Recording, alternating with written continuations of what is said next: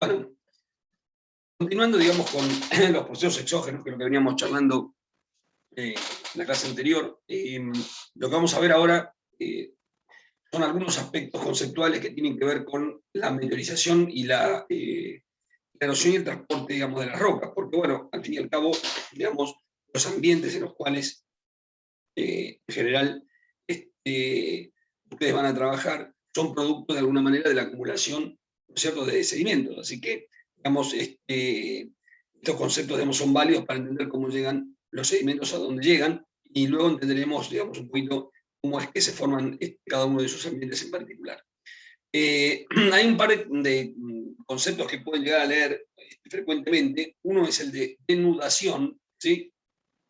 La palabra denudación hace referencia al modelado de la superficie terrestre y separación de productos de la disgregación mecánica de las rocas y de la disgregación química de las rocas. Es decir, es un proceso de modelado cuando un ambiente se modela a consecuencia de la meteorización, la erosión y el transporte.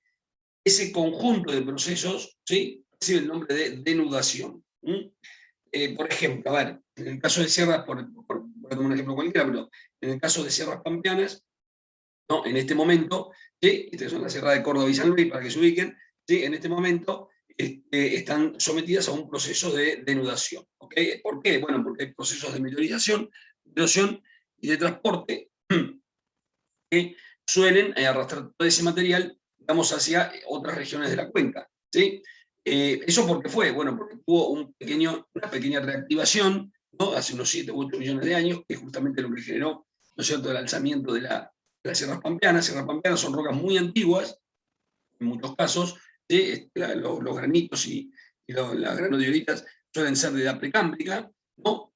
En una zona que tuvo una intensísima denudación, ¿no es cierto?, y que quedó casi periplanizado. Periplanizado es una palabra que se emplea cuando los procesos erosivos actúan de tal manera que prácticamente subhorizontalizan, ¿sí?, o dejan una región fuertemente erosionada, ¿no? Un término que proviene por ahí de la geomorfología davisiana, ¿sí?, que son la escuela americana, ¿no?, de geomorfología, que en general es bastante usada, bastante conocida en América, prácticamente. Pero claro, digamos, estas sierras tuvieron un proceso de reactivación tectónica hace 7 u 8 millones de años, porque las había contado, la cuestión vinculada con el tipo de placa tectónica, la edad y el hundimiento, el ángulo de hundimiento que tenía, que empujó, ¿no?, los esfuerzos más hacia el este. Entonces logró, digamos, levantar las sierras pampeanas hasta la altura actual. Eso no tiene mucho tiempo, tiene solamente 7 millones, y bueno, y eso obviamente reactivó los procesos de denudación. O sea, otra vez, al ser un relieve positivo y estar expuesto, digamos, ¿no?, a la acción de los distintos agentes y procesos, entonces finalmente otra vez comienza el proceso de meteorización, erosión y transporte hacia el este, que es característico de esta región. La sedimentación, esto sí, digamos, a lo mejor lo tienen más visto, porque son los residuos erosionados y transportados mecánicamente. O sea, la palabra sedimento se aplica a cualquier material geológico naturalmente acumulado, producto de alguna manera de la erosión y del transporte. Los depósitos pueden ser transportados en solución, por evaporación química o precipitación química, pueden intervenir también organismos vivos, y también incluso puede haber materia orgánica. Esto ya lo vieron cuando fueron lo de las rocas sedimentarias, ¿no? O sea, no solamente de partículas clásticas, ¿sí?, sino que también, ¿sí?, en solución se movilizan, ¿no es cierto?, muchas veces compuestos químicos en cierta concentración de sulfatos, carbonatos, ¿sí?, boratos y demás, ¿no?, que cuando alcanzan la oportunidad logran, ¿no es cierto?, precipitar. Bueno, pues también se considera eso, ¿sí?, se lo considera dentro del concepto de sedimentación. También cuando, por ejemplo, se acumulan bioclastos, que por alguna razón mueren organismos con exoesqueleto carbonático, y entonces esto es retrabajado por los distintos agentes, digo, un cordón con chill, por ejemplo, ¿no? Que prácticamente es un cordón, ¿no es cierto?, de origen litoral marino, generado por el oleaje, pero que de alguna manera está formado no por bioclastos, o sea, por fragmentos de viejas, de formas de vida ya muertas. Y también, bueno, a veces acumula materia orgánica, restos vegetales, o incluso, bueno, puede arrastrar una importante cantidad. Lo que pasa es que la materia orgánica normalmente la vas a encontrar en sedimentos relativamente modernos, ¿no? Si evidentemente pasa el tiempo geológico, esta se descompone, se reduce, o eventualmente se fosiliza, ¿sí? Entonces es posible que no la encuentres en sedimentos relativamente más antiguos. Así que eso es lo que cierra un poco esta idea. ¿En qué consiste la meteorización física? O en detalle, ¿qué es la meteorización física o mecánica? Bueno, como dijimos, es la disgregación de las rocas en fragmentos cada vez más pequeños, ¿no es cierto? Pero que en definitiva lo que uno observa es que conservan las características del material original. Por ejemplo, una roca volcánica, este es el ejemplo, por ejemplo, a veces del libro, como la que ven en la foto, ¿sí? Ella está afectada por un proceso que se llama termoclastía. La termoclastía es un proceso en el cual el agua se infiltra en grietas y fracturas de la roca, y por acción del congelamiento o descongelamiento diario, eso ocurre muchas veces en ambientes donde hay temperaturas negativas, por ejemplo a la noche, no hay temperaturas positivas durante el día, pero donde también el clima, ¿no? Tiene unas precipitaciones, no sé si abundantes, pero relativamente presentes, ¿no? Porque, por ejemplo, esta es una foto en la Antártida, y la Shetland, por ejemplo, tiene una actividad muy intensa de termoclastía, ¿no? Pero la verdad es que reúne varias condiciones, ¿sí? No es solamente porque está en la Antártida y hace frío, digamos, sino que además también, ¿sí? Recibe una gran cantidad de humedad, ¿no? En forma de vapor de agua, digamos, agua que no llueve mucho, 400 milímetros, pero recibe una gran cantidad de humedad, de vapor de agua desde el norte, desde el Weddell, lo que mantiene siempre, digamos, relativamente mojada, ¿no? A la material rocoso. Es una zona, digamos, con rocas volcánicas que suelen ser más susceptibles a este proceso. Entonces, en general, ¿sí? Acá la termoclastía resulta ser un proceso bastante intenso, ¿sí? Y es el formador de las partículas de roca. Prácticamente, como ven ahí, todos los fragmentos que rodean, ¿sí? a la foto vienen de una roca original, y en cada fragmento yo siempre puedo distinguir, ¿sí? La litología de la roca original. No, la termoclastía no es el único proceso, termocrioclastía lo mismo, ¿sí? También está el hidroclastismo, cuando esto ocurre, digamos, por acción del agua, te puede pasar, digamos, en un clima totalmente húmedo, ¿no? O el haloclastismo. El haloclastismo es cuando crecen sales en las grietas, ¿sí? Y también generan, ¿sí? Esfuerzos diferenciales y finalmente terminan fracturando el material rocoso, ¿no? O sea, en general, todos estos procesos, ¿sí? Lo que llevan siempre es a la disgregación mecánica del material rocoso, física. Y luego la meteorización química, la respuesta de los minerales, ¿sí? Que estaban en equilibrio a profundidades diferentes en su momento de génesis, ¿sí? En la litósfera, y que en condiciones de superficie, bueno, obviamente están muy lejos de esas condiciones de equilibrio termodinámico, por lo cual sí adoptan composiciones o estructuras químicas y una cristalografía, por supuesto, mucho más estable para las condiciones imperantes en la superficie, ¿no?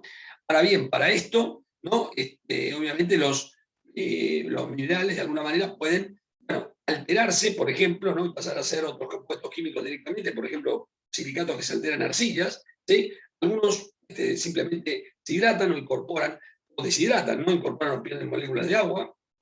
Digamos, en general, las condiciones que pueden alterarlas son muy variables, pero los principales procesos que actúan son la oxidación, la disolución, la carbonatación, o sea, algunos se descomponen en carbonatos, la hidratación, la hidrólisis, ¿sí? O a veces también el ataque bioquímico, ¿sí? O sea, en lugares en donde hay, por ejemplo, una temperatura adecuada y unas condiciones de humedad importantes, como puede pasar en la foto, están viendo una laterita, ¿sí? de emisiones, ¿no? Bueno, y también la actividad biológica del suelo, ¿sí? Colabora y favorece, ¿no es cierto?, en la descomposición o la meteorización química del material.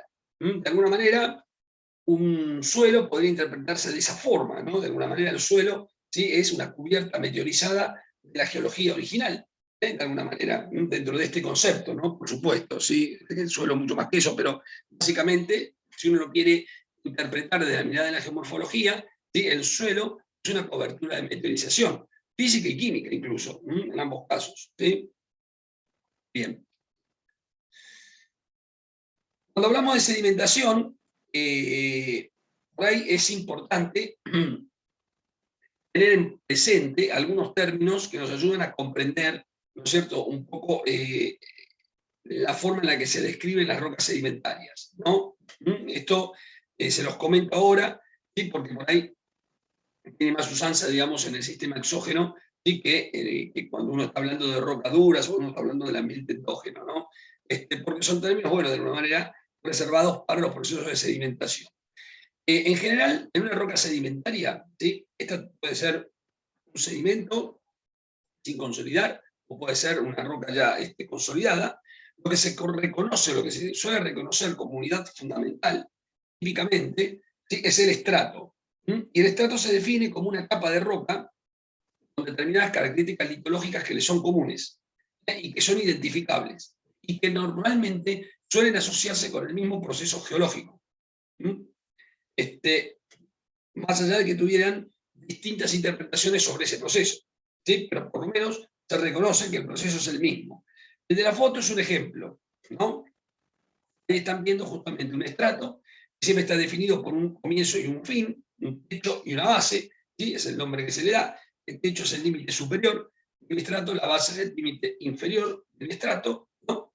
Y lo que yo veo normalmente, ¿sí?, aflorando en el mismo, es lo que se llama espesor aparente, ¿sí?, igual que la inclinación que ustedes ven ahí, es la inclinación aparente. ¿Por qué se habla de espesor aparente, de inclinación aparente? Bueno, porque en definitiva, cuando uno observa un afloramiento, no sabemos si la inclinación que estamos viendo, que estamos observando, se debe a la inclinación natural del estrato o se debe, ¿sí?, al plano de corte del ambiente erosivo, ¿sí? O sea, el plano de corte del ambiente erosivo me puede dar a mí una falsa idea, ¿no es cierto?, de inclinación, ¿sí?, o una falsa idea, ¿no?, de espesor, justamente. Bueno, no hay problema, esto se corrige, digamos, hay estrategia, digamos, un par de trucos geométricos para poder convertir, ¿sí?, un espesor aparente en un espesor verdadero, es simplemente una regla de trigonometría, pero es algo que hay que tener medianamente en cuenta. Cuando uno ve una familia de roca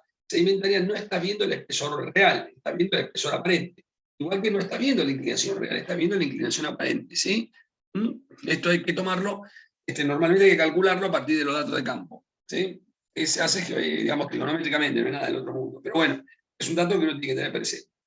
Bien, esto a veces, de estrato, entra en conflicto con otra definición un poco más moderna, y bueno, y yo diría de origen, tal vez de origen petrolero, que es el concepto de facie, ¿no?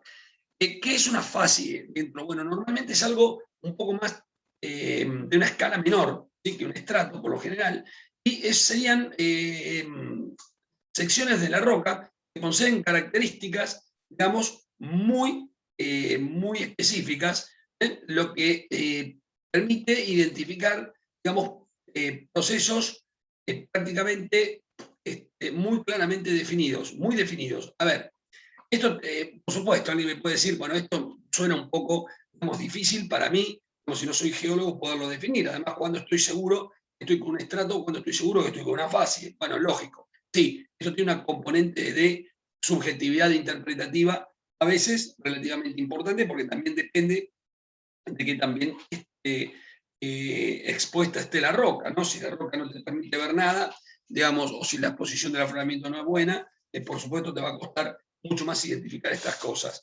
Pero básicamente, si volvemos a la foto, hay ciertas estructuras que ven ustedes aquí. En la base ven unas estructuras planares, o hay una tendencia por lo menos, ¿no?, a que estas estructuras, son estos lineamientos que ven acá, sean relativamente planares. Y si miran hacia arriba, están viendo que tienen cierto grado de inclinación. Pero esto no es casualidad, ¿no? Acá lo que hubo es un cambio en la energía del flujo que depositó estos sedimentos. Probablemente estas estructuras pueden ser, por ejemplo, facies costeras o facies fluviales, no importa, eso se verá después, pero básicamente este estrato, ¿no?, que es un estrato de estructuras de corriente, es decir, de flujos que circularon de manera canalizada, eso sí, ¿no? O sea, ¿qué caracteriza el estrato? Bueno, obviamente una litología en común, sí, pero además sí son facies de canal, son facies, sí, las cuales estas estructuras me evidencian, sí, que hubo un flujo de agua con distinta energía que dejó este tipo, ¿sí?, de estrato en este lugar. Entonces el estrato acá está representando facies de algún evento canalizado, un depósito que se dejó en algún tipo de canal. ¿Ok? Bien. Y además, más íntimamente, distingo dos fases. Una fase es en la parte inferior, ¿no es cierto?, con estructuras plano-paralelas, son relativamente más típicas de flujos de baja energía, y una fase en la parte superior de estratificación de ángulo, por lo menos no de mucha inclinación, pero al menos no paralelo, ¿no? Estratificación cruzada posiblemente, ¿no? En el cual ahí estoy identificando, ¿sí?, un flujo que probablemente acá haya cambiado de dirección, porque estoy viendo otra dirección del flujo, o también de mayor energía. Entonces, ¿qué es la fase? La fase son, por ejemplo, estos pequeños cambios que uno identifica dentro del estrato. ¿Y qué es el estrato? El estrato es todo el proceso. ¿Ok? Claro, a ver, hay gente que se dedica a esto, ¿ok? Para que lo entiendan, hay geólogos que se dedican a esto, ¿sí? Trabajan en detalle, son muy buenos observando este tipo de cuestiones y pueden, viendo estos rasgos característicos en las rocas, interpretar cuál fue el paleoambiente que dejó este sedimento. No el ambiente actual, sino el ambiente actual es la Antártida, el ambiente actual, digamos, es glaciario, ¿sí? Pero lo que están viendo es una foto, ¿no?, de niveles que son de edad pretásica. Entonces, lo que uno está identificando es el paleoambiente, ¿sí?, que dejó este tipo de evidencias. Obviamente, ¿sí?, acá aparece algo, ¿no?, que es el concepto de actualismo, porque alguien me puede preguntar, bueno, pero vos, ¿cómo sabés, ¿sí?, que una estructura plano-paralela es de un flujo canalizado de baja energía y el otro resulta ser de un flujo canalizado de más alta energía? Bueno, eso lo sabemos porque en los laboratorios de modelización hidráulica, esos en los cuales se hace circular agua, digamos, con partículas y con sedimentos, controladamente se fueron, de alguna manera, reproduciendo en modelos a escala, si quieren, ¿sí?, para escala física, modelos físicos estoy hablando, y se fueron replicando, digamos, este tipo de estructuras, modificando el flujo. Es decir, en laboratorio hemos logrado, ¿sí?, depositar los sedimentos de la misma manera que como vos lo ves en la foto. ¿Cómo lo hicimos? No, bueno, controlando las condiciones del flujo en el laboratorio. Entonces sabemos, ¿sí?, que determinados flujos dan como resultado determinados tipos de estructuras. Entonces, por un lado, ¿sí?, hay una suerte de contrastación empírica entre la evidencia de laboratorio, ¿no?, y la observación de campo. Luego también está la observación estadística de campo, ¿no? O sea, hay procesos, perdón, fases que son característicos, ¿no?, de algunos de estos paleoprocesos y eventualmente se repiten metódicamente y sistemáticamente, ¿no?, prácticamente, no sé, por ejemplo, la estructura Flasser, ¿no?, que es un tipo de estructura donde el material se dispone formando hóndulas y en los valles aparece material fino. Eso es muy típico de flujos bidireccionales, como por ejemplo planicie de marea. Bueno, entonces eso se repite metódica y sistemáticamente, ¿no?, en este tipo de ambientes. Y también esto lo hemos visto en la naturaleza actual, es decir, también en la actualidad, si yo te puedo llevar, ¿sí?, a la costa, no sé, de Buenos Aires, y si hiciéramos un corte, ¿no es cierto?, con una pala, ¿no?, veríamos en los depósitos actuales, por ejemplo, de playa, veríamos probablemente, ¿sí?, estructuras sedimentarias que indicarían el tipo de ambiente en el que efectivamente sí se generan esos niveles. Es decir, con la observación de campo, con los datos de simulación de laboratorio, se logra entender que estas estructuras son producto del movimiento de flujos. Entonces luego nos sirve eso para verlo, ¿no?, en las rocas sedimentarias y poder determinar cuál era no el ambiente actual, ya les digo, porque el ambiente actual es otro, en estos casos, ¿sí?, o no, pero en general, si uno está trabajando en rocas antiguas, es otro, sino tratar de entender el paleoambiente en que depositaron esas rocas, ¿sí? Ese es un objetivo. De hecho, abajo, por ejemplo, la foto de abajo también es en Antártida, ¿sí?, son depósitos, por ejemplo, fluvio-glaciares. Pero esos son cuaternarios, son relativamente más modernos. O sea, el ambiente glaciario, ¿sí?, claro, lo de arriba es cretácico, lo de abajo, sí, es mucho más moderno, debe tener menos de 5.000 o 6.000 años. Entonces, lógicamente, hay una correlación, digamos, mucho más directa entre el ambiente actual, ¿no?, y estos depósitos sedimentarios, ¿no es cierto? Justamente cuando estás trabajando en un ambiente natural, por ejemplo, haces cosas como esta, ¿no? Acá directamente aprovechamos, ¿sí?, un corte en una pequeña terraza fluvio-glaciar, hicimos así una especie como de la pala, ¿no?, porque esto es de material sin consolidar, ¿no? Hicimos con una suerte de afloramiento, digamos, por decir así, artificial, ¿no? Lo prolijamos un poco para poder observar las estructuras en cada una de estas paredes. A ver, en los sedimentos de abajo, que son del Cuaternario, las mismas estructuras que ves en el de arriba, que es Cretácico y tiene 60 millones o 70 millones de años. ¿Sí? No hay un poco más, 70 millones de años, 72 millones de años. No hay, porque es campaniano. No hay mucha diferencia entre uno y otro, como desde el punto de vista físico, desde el punto de vista de las estructuras. Y también se pueden identificar fases, también se pueden identificar estratos. Cuando vos tenés, digamos, un conjunto de estratos que te definen un proceso geológico del pasado muy característico, ¿sí? Normalmente eso recibe el nombre de formación geológica. La formación geológica es algo que ustedes van a ver en los mapas geológicos, algo que van a leer, van a escuchar a los geólogos, que te dicen la formación tal o la formación cual, pues suelen tener nombre, ¿sí? Por lo general tienen algún nombre.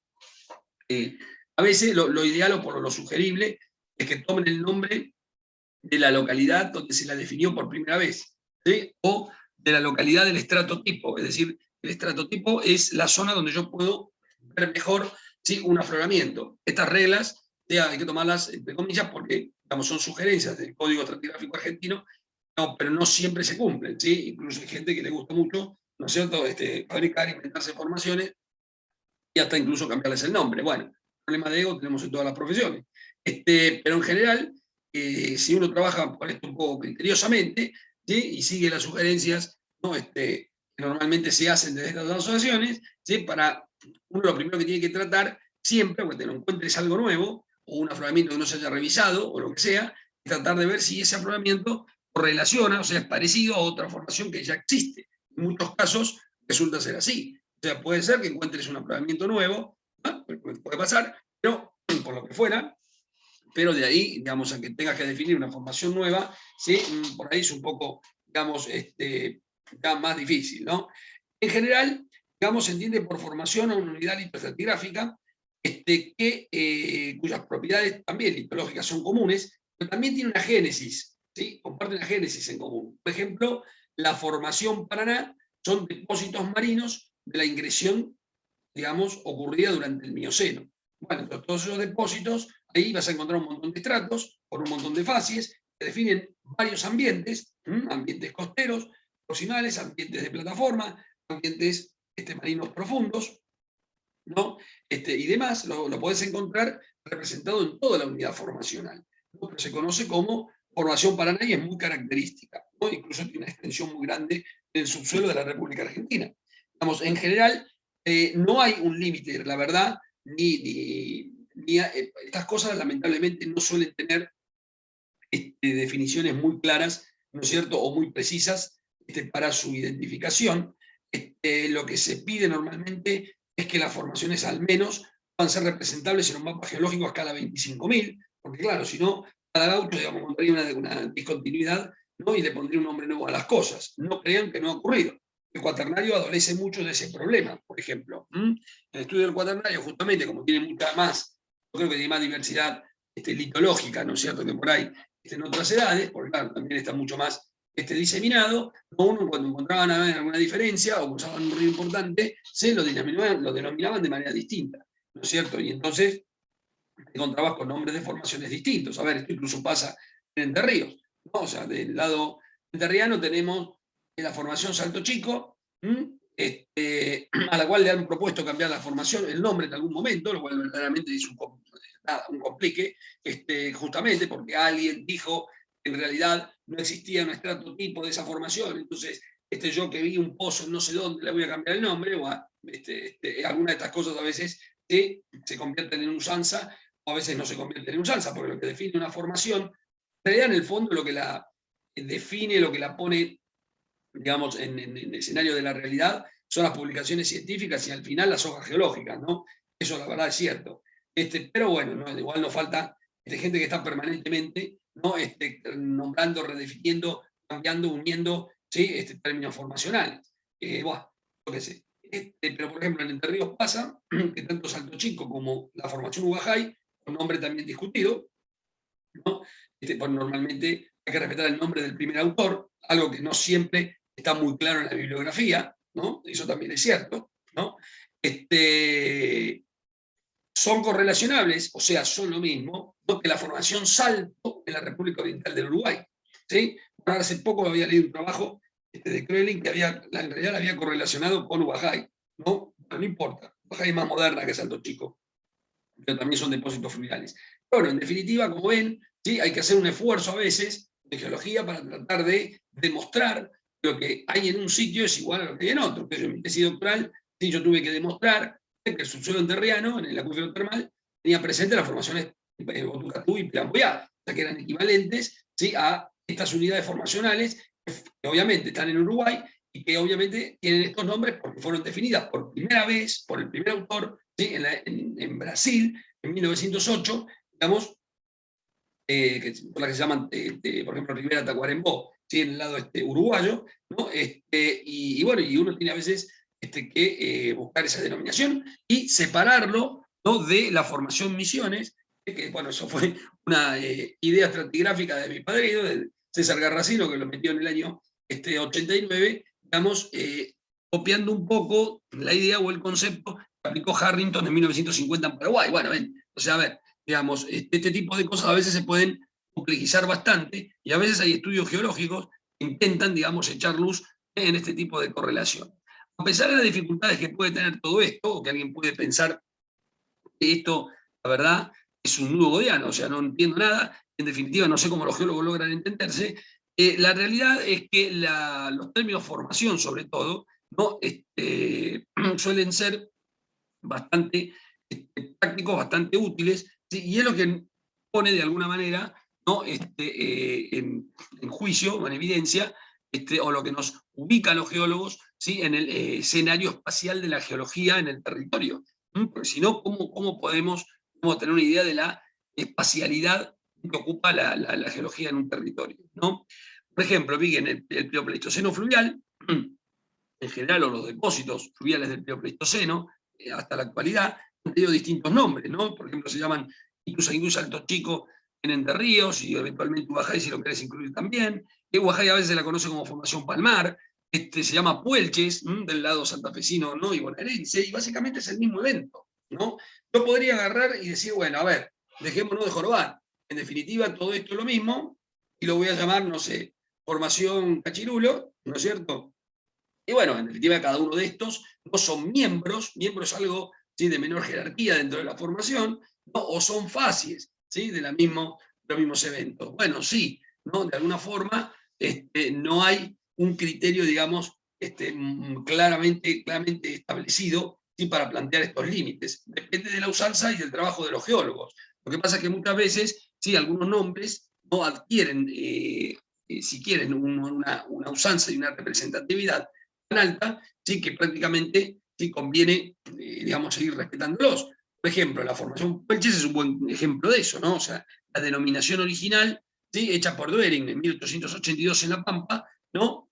A ver, Doering ve unas arenas en la localidad justamente de Puelches, esto está casi prácticamente en Neuquén, para que ustedes se ubiquen, ¿no? Y supuso que esas arenas, ¿no es cierto?, tenían que ser las mismas que él había visto en el subsuelo, ¿no es cierto?, de la obra civil de excavación del puerto de Buenos Aires en 1880. Ahora alguien me dirá, el viejo que se fumó en el camino, todas las chalas que encontró hasta Puelches. No, Doering trabajaba sobre una hipótesis geológica, o sobre un modelo deposicional de esa época, ¿no es cierto?, que partía de la premisa de que el terciario y sobre todo el cuaternario, ¿no es cierto?, eran capas subhorizontales que venían desde la cordillera hasta prácticamente la costa. Ese era el modelo geológico que él tenía en la cabeza. Entonces él lo que estaba viendo, digamos, en Puelches, eran las mismas, en su modelo, ¿no? Las mismas arenas que veía, ¿no es cierto?, en el subsuelo de Buenos Aires, pero a una altura, ¿no es cierto?, mucho mayor. Claro, por supuesto, alguien me dirá, vaya error. Sí, vaya error, pero el término Puelches, ¿no es cierto?, digamos, de alguna manera, quedó pegado a la usanza de esta unidad geológica. En el año 72, con el trabajo de Santa Cruz, se consolida como denominación formal de la unidad, y nadie se hizo muchas preguntas, digamos, o sea, lo que nos dejó Doering, ¿sí?, de alguna manera fue el nombre, ¿no? Y hoy en día se sigue llamando así. Alguien puede decir, che, pero no tiene nada que ver el trabajo original de Doering, que se equivocó al fin y al cabo, ¿no es cierto?, con la interpretación moderna la formación Puelches. ¿Por qué no le cambiamos el nombre? No, por cambiarle el nombre, digamos, a la formación, digamos, eso no va a tener éxito. Ya hay una usanza y una cantidad de publicaciones al respecto, denominándola así. Incluso Puelches hasta en parte forma parte del vocabulario popular, al menos en el conurbano bonaerense, porque durante hace 20 años o 15, 20 años atrás, cuando ocurrió la recuperación piezométrica y empezaron a inundarse, digamos, algunas obras civiles en la ciudad, bueno, el acuífero Puelches no entró un poco en el eco, ¿no?, como el responsable de estas cuestiones, y ya está, de alguna manera se popularizó, digamos. Entonces hay cosas que no se pueden, ¿no es cierto?, modificar alegremente. Ya está ese nombre, bueno, aceptado de una manera muy generalizada. Incluso hay gente que no es geóloga y le habla de la formación Puelches y la conocen. Acá por ahí algún agrónomo, a lo mejor muchos de ustedes no trabajaron en Buenos Aires, pero cualquier agrónomo de la provincia de Buenos Aires también la escuchó nombrar o la conoce. Entonces, hay gente que ya sabe que se trata de un acuífero, ¿no?, de relativamente buenas calidades en muchos lugares. Bueno, también ocurre lo mismo con la formación Ituzaingó en Entre Ríos, ¿no?, que también, ¿sí?, es más o menos conocida incluso por gente que no es geóloga. Bueno, entonces uno no puede estar modificando, cambiando, digamos, tipo de cosas alegremente, porque ya arrastran, digamos, es mejor consolidar la nomenclatura que tiene, y listo, si en definitiva la geología no está cambiando, digamos, ¿no? No hay una reinterpretación, sigue siendo todo básicamente lo mismo.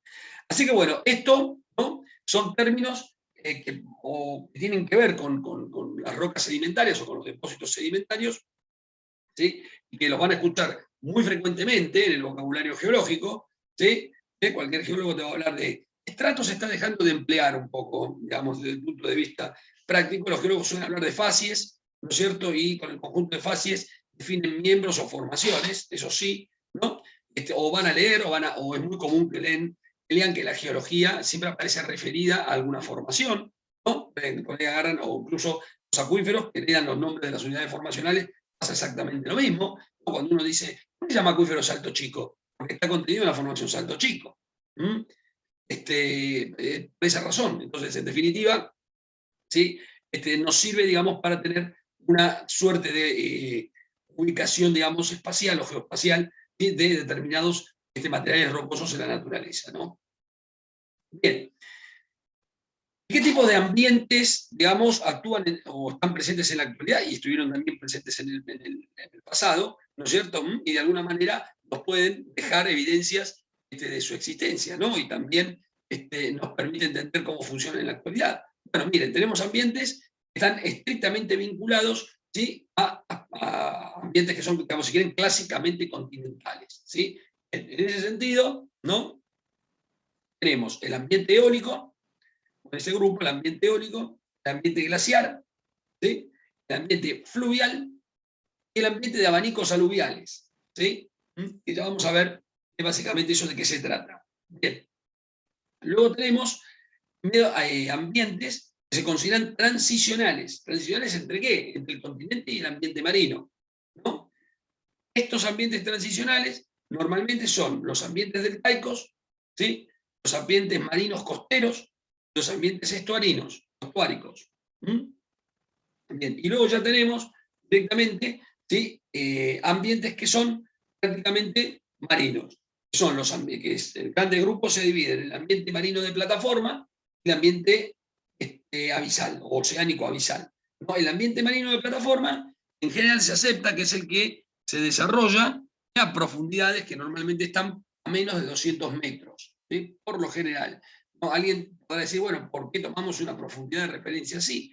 No, bueno, esto puede ser variable, ¿no? Pero en general es la zona en la que el mar va aumentando su profundidad, ¿no es cierto?, con un gradiente topográfico de fondo muy bajo. Esa es por ahí la mejor visión que ustedes pueden tener, ¿no es cierto? ¿Qué caracteriza a la plataforma marina? Bueno, justamente que en la medida en la que yo me introduzco mar adentro, ¿no es cierto?, la profundidad se va ganando, pero de una manera muy gradual, ¿no es cierto?, y con un gradiente relativamente muy bajo. A veces incluso pueden pasar muchos kilómetros, ¿no?, y yo estoy teniendo una profundidad relativamente comparable, ¿sí?, y no aumenta significativamente. Esos son ambientes, ¿no es cierto?, de plataforma. Cuanto más grandes son regionalmente estas plataformas, ¿sí?, normalmente hay una diversidad marina, digamos, mucho más importante, porque claro, casi toda la vida marina normalmente se concentra en estas áreas de plataforma. Se ha concentrado históricamente en estas áreas de plataforma. Recuerden la crisis del Pérmico, ¿no? Que cuando yo dije la crisis del Pérmico fue porque cuando los continentes se acercaron para formar la Pangea, lo que se redujeron notoriamente fueron las áreas de plataforma, por lo cual hubo una reducción de hábitat que conllevó a la extinción de una gran cantidad de especies marinos, y que fue muy importante. Esa fue la crisis del Pérmico. Ocurrió en el Pérmico, no cayó un meteorito, no, para Hollywood esto es muy aburrido, entonces nadie la conoce, ¿no es cierto? Porque ese es el fondo, ¿no? Es mucho más divertido, ¿sí? Que mucho más peliculeable, ¿no es cierto? Que estén los dinosaurios distraídos de la vida y les caiga una suerte de pipenazo galáctico en la cabeza y termine con todo, ¿no? Eso, claro, por supuesto, sí, es más del gusto, digamos, de Hollywood, ¿no? Y más espectacular, pero la crisis del Pérmico fue igualmente de importante desde el punto de vista de la extinción. Porque justamente las áreas de plataforma son las áreas, digamos, donde más se concentra la vida marina. No es el único caso de extinción vinculado con reducción, ¿no es cierto?, de hábitat o de espacio hábitat, de espacio vital para las especies. También las glaciaciones en el norte de Europa, en el evento sobre todo ocurrido, el 2005, ocurrido en el Pleistoceno superior, que hubo un gran avance del frente glaciario, lo que hizo fue, digamos, reducir, ¿no?, las zonas de pastura de muchas especies herbívoras. Avanzaron los glaciares, cubrieron gran parte del territorio, y una gran cantidad de especies continentales, en este caso, se vieron atrapadas entre los glaciares y el mar. ¿Sí? No las mató el frío, como la gente supone a lo mejor. Lo que las mató, digamos, lo que las eliminó, prácticamente las llevó a la extinción a muchas de ellas, es que grandes extensiones de pradera se vieron reducidas. Entonces, al reducir su hábitat, ¿sí?, claro, obviamente, fueron o presas de predadores, o directamente no tuvieron la capacidad reproductiva de alcanzar una masa crítica que les permitiera sobrevivir como especies. Ergo, se extinguieron. Así que esto sí también te puede ocurrir, ¿sí?, en zonas continentales. Esta fue la extinción de grandes mamíferos, ¿sí?, por ejemplo, europeos, que ocurrió en el Pleistoceno. De nuevo, ¿no?, tampoco muy peliculable, ¿no es cierto?, porque no cayó nada desde el cielo. Pero bueno, en general, es lo que ocurre. Por eso muchos geólogos, y yo estoy más en esa línea, no sostienen que en realidad no existió, digamos, que en realidad la extinción de reptiles, grandes reptiles, tal como se nos cuenta, ¿no?, en la película, ¿no?, o en Jurassic Park, en realidad es un constructo de la imaginación humana. En realidad eso no pasó. No pasó de esa manera, sino que simplemente, digamos, la ruptura de la Pangea, que llevó a la reducción sobre todo de la temperatura media del planeta, o sea, cuando los continentes están más cerca, la temperatura del planeta es más elevada. Esto tiene que ver, digamos, con la forma en la que el planeta devuelve, o recibe, absorbe y devuelve la emisión de radiación solar, ¿no? Concentrar masas en el continente está demostrado físicamente que eleva la temperatura del planeta, por lo cual durante el Mesozoico las temperaturas del planeta eran más elevadas, ¿sí? Y por eso no tenemos registros, prácticamente no tenemos registros glaciológicos importantes en esas edades, ¿no? O sea, no tenemos datos de englaciamiento, ¿sí?, para esa época, ¿no? Y sí los tenemos, por ejemplo, para el Carbónico, que es el Paleozoico, o sí tenemos actuales, ¿no? Por supuesto, ¿por qué? Porque la distribución de continentes sí era distinto, es uno de los conceptos de variabilidad climática. Entonces, si vos concentras continentes en el centro, tenés una temperatura media mayor. Entonces, la separación de los continentes llevó a un enfriamiento gradual del planeta que hizo más competitivos, ¿sí?, a aquellas especies que lograron, de alguna forma, desarrollar estrategias para, de alguna manera, para sobrevivir a temperaturas más bajas, ¿no? Esto, ¿sí?, condujo al desarrollo de las aves. Entonces, gran parte de los reptiles en realidad evolucionaron y se convirtieron en las aves actuales, y de los mamíferos. Nosotros también venimos de otra rama de reptiles más vieja, no de Saurisca o Nitisca, que es la típica del Mesozoico, sino más vieja, ¿sí? Pero también, digamos, controlando nuestra temperatura corporal, también las aves lo hacen, ¿sí? Logramos de alguna manera sobrevivir mejor. ¿Y qué pasó con los grandes reptiles? Bueno, el problema de los grandes reptiles era que no lograron desarrollar un sistema de control de temperatura corporal o de protección, ¿no?, frente a bajas temperaturas, y bueno, lentamente, ¿no es cierto?, fueron extinguiéndose, digamos, gradualmente hacia fines del Cretácico. Cayó el meteorito y bueno, sí, obviamente pudo haber sido el tiro de gracia para muchas especies, pero básicamente sí, no es la causa principal, sino que es como la causa, digamos, secundaria de este efecto, ¿no? Bien, a ver, no sé cómo terminé hablando de esto, pero bueno, básicamente, por el tema de las áreas de plataforma, ¿no? Para que entiendan la importancia relativa que tienen, de esto lo vamos a volver a hablar en todo el teórico, ¿sí? Entonces, por lo menos para que lo sepan, ¿no? Y en ambientes abisales es cuando vos llegás a un determinado punto geográfico, hay un quiebre en el talud, ¿sí? En realidad hay un aumento de la pendiente, que es relativamente importante, claro, por supuesto, ¿sí? Alguien podrá decir, si pudiera caminar por el fondo tal vez no me dé cuenta, bueno, lógico, ¿sí? Porque si yo te paso a vos de, qué sé yo, una superficie con una inclinación de 0,5 grados y de golpe tiene 4, 6 o 7 grados, y probablemente no notes demasiado en continente, no notes demasiado la inclinación, pero bueno, pero en realidad es un quiebre ese importante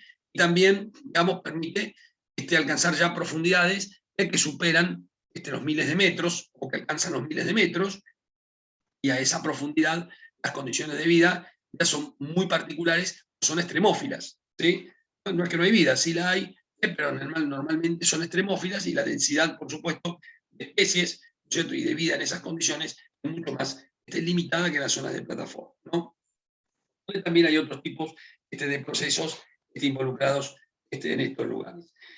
Bien, dicho esto, ¿no es cierto? Vamos a ir hablando de los distintos procesos continentales, que son sí los que van a ir encontrando a lo largo, si quieren, de su vida, o a lo largo de su trabajo. En principio, ¿sí? Vamos a arrancar por el proceso eólico, y lo primero que vamos a intentar definir, digamos, o comprender, son formas o lo vamos a separar, ¿sí? Para comprenderlo, en geoformas de erosión y geoformas de acumulación. Esto es para que se haga más sencillo para ustedes entender qué es lo que caracteriza, ¿no es cierto?, a este proceso en particular. Estudiar como agente y estudiar las geoformas. Ahora bien, el agente de modelación de paisaje en el proceso eólico constituye el viento, ¿sí? El viento es en última instancia, ¿sí?, el que erosiona y mueve partículas, ¿ok? Obviamente, ¿sí?, el aire no tiene una energía de movilidad y una capacidad tanto erosiva como de posicional mucho menor, ¿no es cierto?, de la que puede llegar a tener, ¿sí?, otros medios que van a ver después, que son mucho más competentes desde el punto de vista del transporte, no, de la erosión y del transporte, digamos, de sedimentos, ¿no? Al fin y al cabo, el aire o el viento, digamos, debe su movimiento fundamentalmente por, a grandes rasgos, diferencias de presión existentes en nuestra atmósfera, ¿sí? O sea, centros de baja o centros de alta, que son relativamente permanentes, ¿sí?, que pueden dar, y que están vinculados incluso con la aceleración de Coriolis, que pueden dar lugar a los vientos alisios, ¿sí?, o directamente, ¿sí?, situaciones, ¿no?, de tormenta, que por lo general, ¿no?, pueden también de alguna manera generar este escenario de desplazamiento de aire, digamos, por cambios de presión locales. En general, ¿sí?, lo que afecta a una región es lo que se llaman vientos dominantes. Los vientos dominantes, por lo general, ¿sí?, son o están vinculados con los grandes sistemas, ¿cierto?, convectivos atmosféricos y con los grandes centros de alta y baja presión. ¿Por qué? Bueno, porque son los que pueden actuar, ¿sí?, más tiempo, y entonces tienen a lo largo del tiempo, y tienen entonces cierta incidencia geológica, ¿no? Entonces, cuando uno, ¿sí?, encuentra alguna zona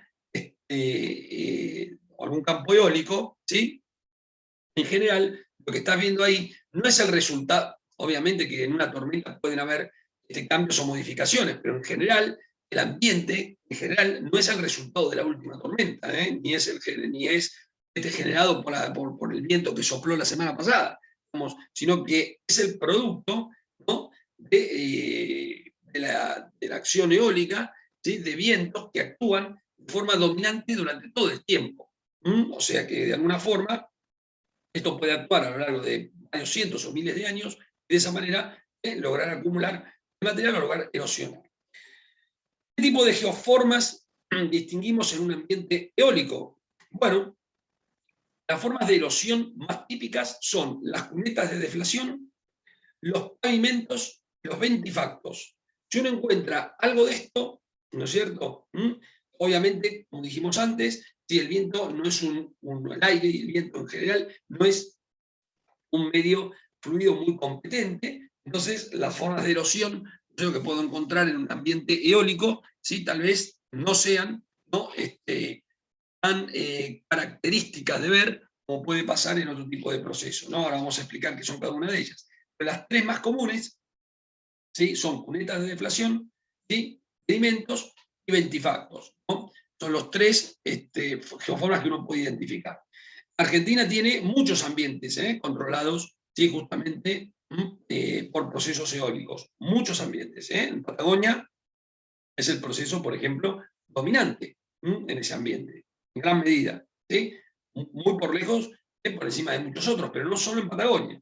También, por ejemplo, en la costa bonaerense, ¿sí?, en parte del oeste de la provincia de Buenos Aires, también en algunas regiones centrales de San Luis, digamos, están dominados por eso, y en general, ¿sí?, la región pampeana, como van a ver, también recibe el aporte de partículas del oeste, o sea que la participación de los procesos eólicos no hay que minimizarlos, ¿sí? O sea, es algo que por ahí uno no lo ve, no, o sea, no lo ve, no lo notas, no de forma, no, no lo percibís de forma humana como algo importante, porque bueno, el viento, baja energía, no sé qué, pero en realidad es un proceso muy constante que mueve una gran cantidad de material, al que le debemos gran parte de los ambientes deposicionales en muchas de nuestras cuencas argentinas.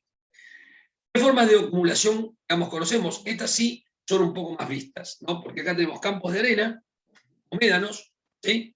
Médano en realidad es una palabra que no se emplea por lo general en geomorfología, ¿sí? Campo de arena sí, ¿ok? Médano es una palabra informal.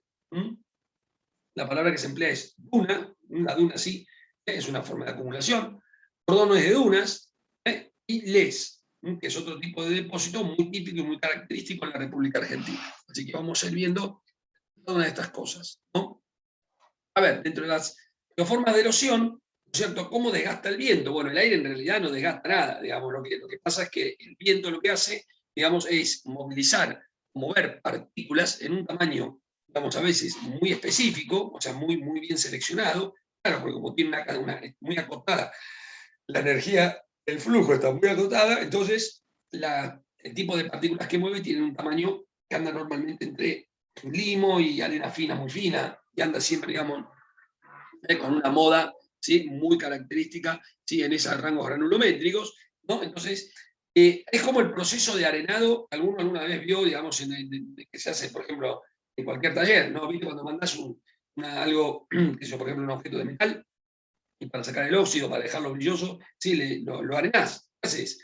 Bueno, en definitiva mezclas arena, ¿no es cierto?, con presión de aire, ¿sí?, y tirás arriba de este objeto, y bueno, de alguna manera lo pulís justamente no empleando la presión del aire con la arena. Bueno, imagínate que algo parecido ocurre, ¿no?, con el movimiento del viento, que moviliza justamente partículas finas. Lo que pasa es que, claro, por supuesto, digamos, alguien me dirá, bueno, tiene menos energía y menos velocidad que el arenador, sí, claro, seguro, pero tiene todo el tiempo geológico para lograrlo, o sea, tiene paciencia, cosa que vos no tenés. Entonces, lo puede lograr un efecto muy similar, o sea, puede, de alguna manera, pulir superficies, ¿no es cierto?, sí, de rocas o de bloques, de forma tal de que puede formar un plano, o puede formar una cara, ¿no es cierto?, que claramente presenta un pulimiento en alguna dirección, ¿no?, y que se debe a la acción de estas partículas movilizadas por el viento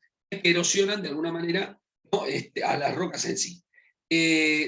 A ese tipo de roca, en la cual yo identifico, como ven acá, ¿no?, alguna cara, ¿no es cierto?, de pulimiento. Alguien me dirá, ¿cómo me doy cuenta de esto? No es tan difícil, en realidad, si enseguida ves, normalmente podés llegar a ver, en algunos casos hasta se ve una cara plana en la roca, o sea, como si fuera una superficie, no, no siempre, una superficie plana, no siempre es por un ventifacto, pero en general, ¿sí?, se observa, ¿no?, alguna cara plana que puede ocurrir si la roca, digamos, no es muy consolidada o el plastro no es muy competente, puede ocurrir eso, pero si no, lo típico es ver un brillo muy característico, una suerte de esmerilado, ¿no es cierto?, ¿sí?, lo cual es característico justamente esta acción de rozamiento del viento y de las partículas finas, ¿no es cierto?, sobre el material, y se puede identificar. Además, no es que solamente te encontraste con un ventifacto perdido en el camino, digamos, no es que es así, sino que por lo general, digamos, sobre todo si estás viendo en Patagonia, por ejemplo, es muy típico ver la formación tehuelche, que son los rodados patagónicos, ¿no?, en la superficie de las mesetas, y si a determinadas horas del día, cuando en función del alargado del sol, cuando pega con determinado ángulo, si vos te pones a mirar, ¿no es cierto?, también con cierto grado de inclinación, vas a ver como un brillo, ¿sí?, de todas las superficies, digamos, afectadas justamente por este cubrimiento, que se replica, digamos, en todos los trastos, ¿sí?, del depósito conglomerálico, ¿no? Entonces, claro, ¿por qué? Porque estás viendo justamente, ¿sí?, el plano de pulimiento en la dirección principal, ¿no es cierto?, de circulación, que te lo está mostrando, digamos, el brillo, digamos, la incidencia de la luz del sol sobre estos plastos, ¿no? Entonces, por lo general, ¿sí?, uno identifica una región, ¿no?, donde encontrás, ¿sí?, por lo general, a toda la roca afectada de la misma manera, no es que de pronto encuentre un artefacto aquí y el otro acullá, y Dios sabe qué. O sea, sino que en general se dan regiones. Entonces, es un producto, digamos, característico cuando uno realmente, si pudiera uno, digamos, establecer, a veces se puede, el rumbo o la orientación que puede llegar a tener, ¿no?, estas caras o esta natural, ¿no? Se puede medir en el terreno, el rumbo lleva esto, que va a estar marcando o va a coincidir en gran medida con la dirección de los vientos, ¿no es cierto?, dominantes. Es un producto muy común en la Patagonia Argentina, muy común de encontrar, ¿eh? Esto es algo que, hay una frase de geología que uno dice que uno lo que no sabe no lo ve, ¿no es cierto? En realidad es así, ¿no? O sea, lo que uno no sabe no lo ve, pasa por al lado, ¿no es cierto? Y es totalmente inadvertido, ¿no? Entonces, una vez que, si yo te llevo a Patagonia, te explico lo que es, y espero el momento adecuado y te lo muestro, bueno, a partir de ese día lo vas a ver en todo lado, ¿no? Probablemente, o te va a resultar relativamente común. Porque en geología hay una frase que dice, justamente, digamos, lo que no se sabe uno no lo ve, y es cierto en el fondo, en gran medida. O sea, hay más de lo que por eso alguien dice, ¿por qué? Yo trabajé en Patagonia y nunca vi nada. Bueno, porque no está buscando esto, digamos, ¿no? Entonces, obviamente, sí puede pasar desapercibido. Bien. Otra forma de erosión es la cuneta de deflación. La cuneta de deflación es otra geoforma muy, muy, muy común y muy frecuente, sobre todo, digamos, en la región pampeana, incluso en la región pampeana húmeda. No así, sin embargo, o no lo veo con tanta frecuencia, por lo menos, en la zona mesopotámica, en donde el viento, o el proceso eólico, sí tiene, digamos, ¿no?, su expresión, pero tal vez no es tan importante, ¿no?, como por ahí lo es, digamos, del otro lado del Paraná. O sea, okay, incluso, ¿sí?, en lo que hoy en día alguien puede considerar la región pampeana húmeda y con las lluvias y qué sé yo, bueno, estas cunetas, sí, como le voy a contar ahora, han evolucionado a cuerpos de agua, pero básicamente sí dejan rastro de su existencia. ¿Cómo se forman esto? ¿Qué son las cunetas de depresión? Las cunetas de depresión son pequeñas zonas en la superficie del terreno, relativamente deprimidas, pero no muy profundas. Es como una suerte de depresión producto de la erosión, ¿no?, pero obviamente, digamos, con una inclinación muy severa, ¿no?, y también con una diferencia de cota muy pequeña. O sea, en general son depresiones que pueden tener en la región pampeana típicamente 1 metro o 1,5 metros, ¿sí?, aproximadamente, ¿no?, de depresión, ¿no? Cuando nos encontramos en condiciones de un clima menos húmedo, ¿sí?, esto ha ocurrido geológicamente en el pasado, ¿no? La región pampeana ha estado, digamos, por ejemplo, en el Pleistoceno durante el pico de las glaciaciones, ¿no? Se estima de que el clima era mucho más seco, ¿no?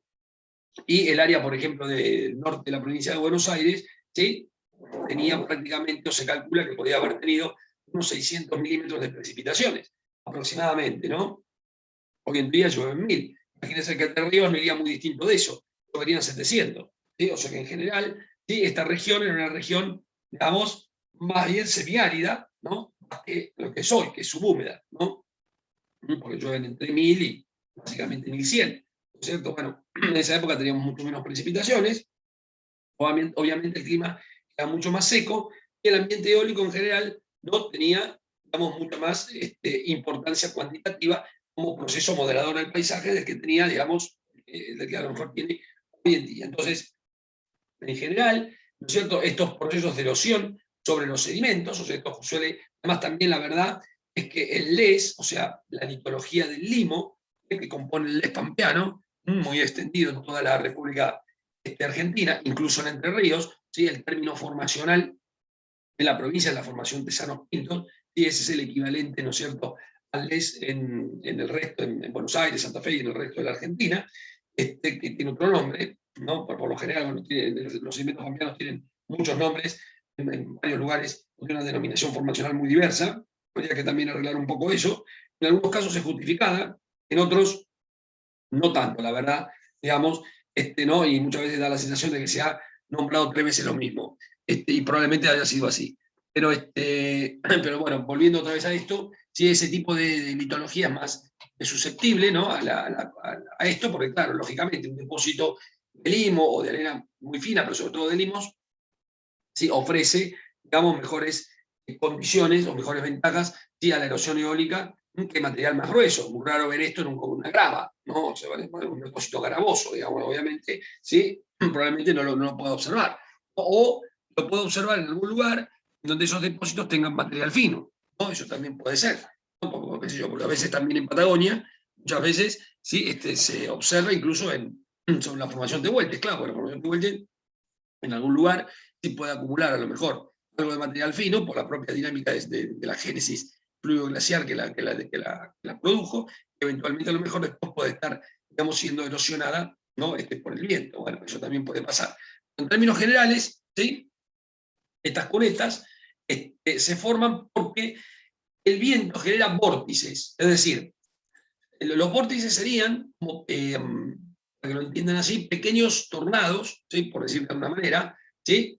Que son producto de una diferencia normalmente de temperatura o de calentamiento, ¿sí? O sea, es un fenómeno bastante local, se produce porque, bueno, el sol calienta el suelo durante el día, sobre todo en el verano, ¿no? Eso eleva la temperatura de superficie, el aire puede estar relativamente un poco más frío, y en algún punto, ¿no es cierto?, hay un rápido, ¿no es cierto?, proceso convectivo de intercambio de aire que genera, ¿no?, pequeños tornados que a veces se ven, incluso yo en los bajos submeridionales, por ahí tengo una foto, ¿no?, que se ven porque no es que uno ve el viento, desde ya que no, pero ves las partículas, ¿no?, que siguen justamente el movimiento de estos vórtices, ¿no es cierto? Estos vórtices, por lo general, digamos, se generan o se disparan porque encuentran algún tipo de discontinuidad en el terreno, ¿no? Como una zona deprimida, por ejemplo, lo que significa que una cuneta de deflación, por lo general, suele ser el disparador de este proceso con mayor frecuencia, lo que hace de que en la misma cuneta exista más erosión.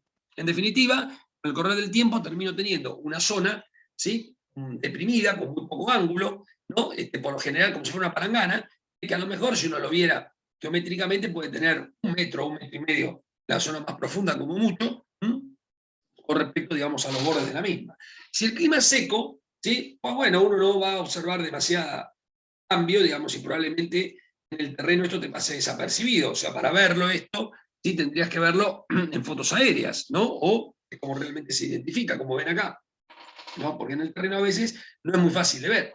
Lo que suele pasar, sí, es que si el clima comienza a ser más llovedor, o sea, se aumenta, ¿cierto?, las precipitaciones con el correr del tiempo geológico, o si bien, digamos, en algún momento del año tengo estacionalidad, es decir, tengo un periodo del año donde llueve mucho, estas cubetas, por supuesto, se llenan de agua, ¿no? Y forman un sistema lacustre que puede ser, digamos, temporario, en el segundo caso, o perenne, ¿no?, como en el primero, es decir, si hay un cambio definitivo del ambiente, estas comienzan o se comportan como lagunas. Bueno, gran parte de las lagunas, ¿no es cierto?, que uno conoce en la provincia de Buenos Aires, deben su génesis a esto, fueron viejas cunetas de deflación generadas en momentos geológicos de mayor aridez, las cuales cuando cambia el clima y aumentan las precipitaciones, claro, se ven permanentemente alimentadas por agua de la escorrentía superficial y eventualmente conforman pequeños cuerpos lacustres, ¿no? Los cuales en muchos casos son claves porque hay todo un desarrollo de vida acuática relacionado con los mismos. ¿Dónde nos solemos encontrar esto? Bueno, por lo general, esto se suele encontrar en la loma, ¿no es cierto?, por ejemplo, de las lomadas, ¿no es cierto?, que en la llanura ondulada, en la planicie, digamos, ondulada, en la parte superior de la geomorfología, digamos, típica de la Pampa. No es la única génesis de las lagunas. Si uno está, por ejemplo, obviamente, en el valle de la planicie de inundación, probablemente los cuerpos de agua que se desarrollan ahí tengan que ver con la dinámica, ¿no es cierto?, del río, que de alguna manera está vinculado con ese valle, ¿sí? Porque, bueno, son ríos, valles de características metriformes, eventualmente pueden dejar meandros abandonados, como vamos a ver después.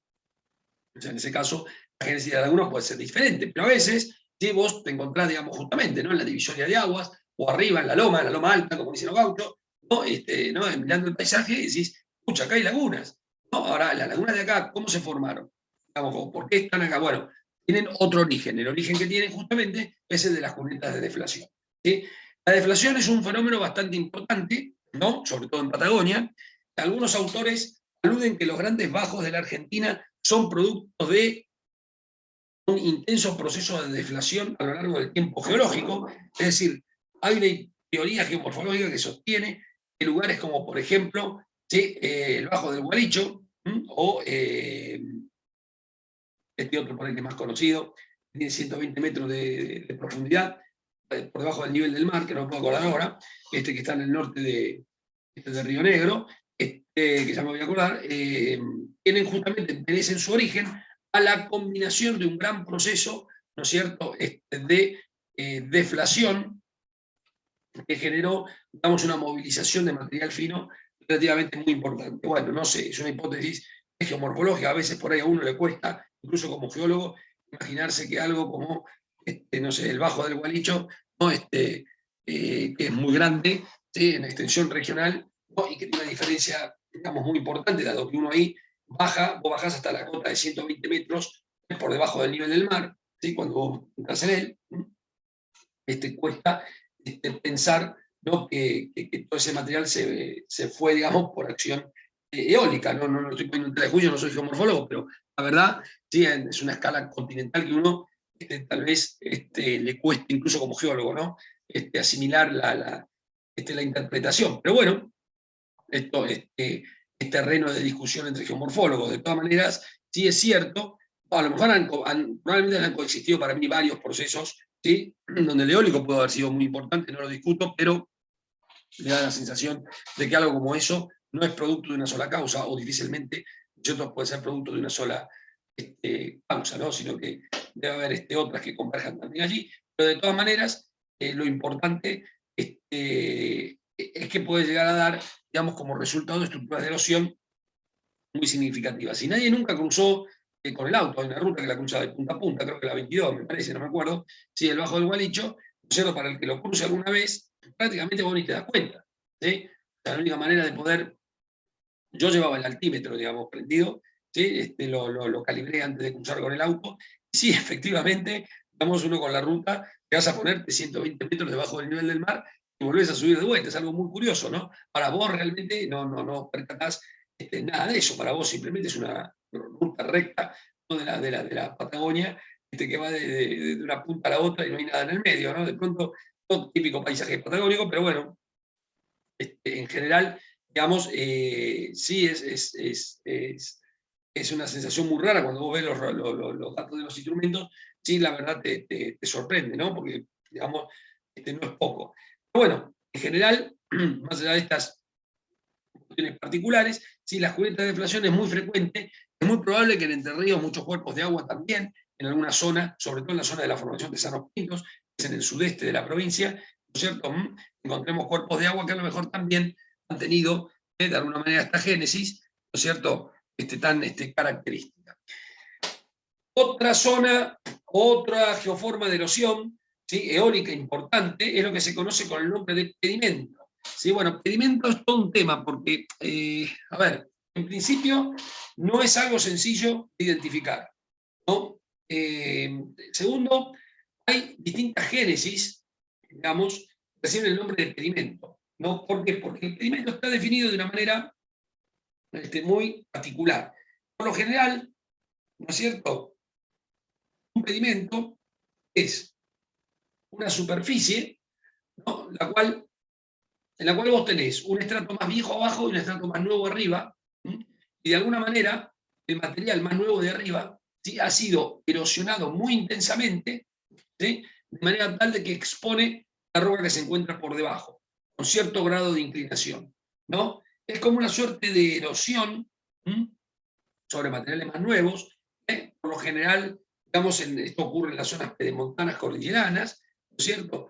Y suele pasar digamos, porque el material depositado por encima, a veces suele ser de edades cuaternarias y más modernas, es menos consolidado y más fiable, y el material que está por debajo, que a veces suele ser un poco más viejo, terciario superior, por ejemplo, ¿no? Mioceno, o algo por el estilo, ¿no? Es un poquito más competente y de alguna manera soporta esa erosión, ¿no? Ahora bien, el problema es que este proceso erosivo, ¿sí? Muchas veces, o en Argentina al menos, es muy típicamente que lo realice el viento, es decir, que el viento ¿sí? retire ese material y te exponga la roca inmediatamente, ¿no es cierto?, inferior. Bueno, en ese caso tendrías sedimentos eólicos o sedimentos sensustrictos. Pero a veces, yo he notado, ¿no?, que muchos geomorfólogos emplean la palabra pedimentos y se refieren a procesos fluviales, ¿no? Y también utilizan ¿sí? el término pedimento. Entonces, es en realidad ¿sí? un término, digamos, bastante complejo de entender y de identificar. ¿sí? De la realidad, bueno, esto ha sido siempre, cuando uno estudia geomorfología, ¿no es cierto? Si realmente querían complicarte la vida, ¿sí? Bastaba con tirarte en el parcial una foto de una zona con pedimentos, ¿no? Porque incluso son muy complicados o muy difíciles de determinar, ¿no? En observaciones con sensores remotos e incluso en el campo, ¿no? Porque muchas veces, ¿sí? Lo que suele pasar es que a veces la zona del pedimento tiene características geológicas o desarrollos de suelos que, por ejemplo, pueden permitir la agricultura, pueden permitir, no sé, algún tipo de uso de suelo más intenso, o más importante, entonces eso reduce tu capacidad de identificación, ¿no? O sea, en general, y esto es una cosa que tienen que tener ustedes presentes, no todos los procesos de urbanización o de antropización tienden a reducir la capacidad que ustedes pueden tener, ¿no es cierto?, para reconocer los distintos elementos que forman parte de un paisaje. Eso les va a pasar siempre, ¿no? O sea, siempre las zonas urbanizadas, ¿no?, de alguna manera modifican de alguna manera también el relieve, y entonces vos tenés muchas menos posibilidades de saber realmente cuáles son los procesos que están actuando ahí. Pero esto no solamente porque estoy laburando en el conurbano bonaerense, ¿no? Y entonces es una mole de cemento, qué sé yo, de 800 kilómetros cuadrados, no. Esto te puede pasar en zonas que pueden estar sometidas, por ejemplo, a explotación agropecuaria. Entonces, ya la modificación por el uso del suelo te hace perder, ¿no? O te elimina rasgos, o te crea rasgos propios que a veces te pueden confundir con geoformas, que eso también puede ocurrir, ¿no es cierto? A veces, por ejemplo, la ganadería, a veces los movimientos ganaderos, sobre todo en ambientes eólicos, sí te pueden hacer ver dos zonas donde a lo mejor pensás o ves cierto fenómeno de deflación, lo cual es cierto, no puede estar actuando la deflación, pero también es verdad, digamos, que se debe o que usa como disparador el sobrepastoreo, ¿no? Entonces, por eso, ¿no? Entonces, de pronto, muchas veces no está muy claro, cuando están tropizados, siempre es mucho más complicado reconocer, digamos, geoformas, sobre todo en ambientes como este. Bueno, volviendo al pedimento, digamos, en el fondo es importante que sepan que existe, ¿no? Es una forma de erosión vinculada al ambiente eólico, en donde todos los autores coinciden en que en algo participa también el ambiente fluvial, aunque no saben muy bien cómo. Algunos distinguen entre pedimentos fluviales y pedimentos eólicos, ¿sí? Probablemente sea una geoforma mixta, pero que es muy difícil de identificar. ¿Y cómo se la define? Bueno, a ver, al final se define como una zona, ¿no es cierto?, erosionada, que expone, ¿sí?, en la cual vos ves la roca más vieja, la roca más nueva, pero que expone la roca más vieja por erosión retrocedente, si querés, del material sedimentario más moderno. Si querés, podríamos definirlo de esa manera. No es muy feliz, ya lo sé. Bien. Ahora pasemos a las formas, ¿no es cierto?, de acumulación, ¿no? Por ahí son las formas más comunes de ver en el ambiente eólico, porque claro, digamos, las formas, digamos, que acabamos de ver erosivas no son, por lo general, muy visibles. Las lagunas, digamos, sí, pero uno raramente piensa en la génesis de la laguna, ¿sí?, como producto del viento, ¿no? Uno por ahí piensa que la laguna no debe su génesis, ¿sí?, a algún problema hidrológico o a una cuestión hidrológica. Bueno, no siempre es así, ¿no? La génesis en realidad, al menos de la zona, obviamente que se llena con el agua, ¿no?, pero en la zona el receptáculo de la laguna, en realidad, ¿no es cierto?, es producto del viento. Por un lado, es importante entender, ¿no?, de que el ambiente eólico sí tiene una magnitud muchas veces que es de alcance continental. es cierto? Porque en el pasado geológico y en el presente geológico, ¿no es cierto?, existen en el planeta zonas áridas muy grandes que conforman verdaderas, digamos, depósitos o megadepósitos, ¿no es cierto?, eólicos de arenas, ¿sí? Esto normalmente recibe el nombre de ERG. ERG es un término sueco. Alguien dirá, ¿cómo puede ser un ambiente eólico, digamos, por ahí muy típico, ¿no es cierto?, de latitudes, por ejemplo, si uno toma el desierto del Sahara, y es una franja que, si ustedes lo analizan, en el norte de África, está muy circunscripta, ¿no es cierto?, a los 30 grados de latitud, ¿no? Esta es una latitud muy establecida. Lo mismo en nuestro desierto de Atacama, ¿no?, que también se encuentra, digamos, en una franja, digamos, muy geográfica muy específica. Esto no es casualidad y tiene que ver con la dinámica de los grandes ciclos convectivos atmosféricos del planeta Tierra, ¿no? Cuando uno se encuentra, por eso también, alrededor de los 60 grados, suele tener una zona muy inestable donde, por lo general, ¿sí?, son muy frecuentes las tormentas. Eso también ocurre, ¿no? Lo que explica, por ejemplo, en gran medida, ¿no?, la inestabilidad climática del pasaje de Drake, o si quieren, del cruce, digamos, ¿no?, del Atlántico al Pacífico. Algunos piensan, no, bueno, como dice, junta, ¿no?, las aguas del Atlántico, del Pacífico, entonces, bueno, yo qué sé, ¿no?, eso puede tener que ver. No, en realidad lo que pasa es que da la casualidad que ese cruce está alrededor de los 60 grados, ¿no?, y está justamente en una zona de convergencia de ciclos convectivos atmosféricos, y eso genera inestabilidad climática casi permanentemente, y bueno, eventualmente mucho más susceptible a las tormentas. Si el paso estuviera, no sé, a la altura de los 40 grados de latitud, probablemente se podría pasar tranquilamente sin mucho problema. Y no es que estas aguas, digamos, sean conflictivas o sean climáticamente complejas, justamente porque, no sé, porque se unan de dos mares, o Dios sabe qué, o que de lejos, digamos, sino que simplemente es una cuestión vinculada con los ciclos convectivos, ¿no es cierto?, atmosféricos. Y también, cuando estos ciclos convectivos son divergentes, ¿no es cierto?, en general, hay una disminución muy notoria de las precipitaciones y de la humedad relativa, creando ambientes de mucha aridez, ¿no?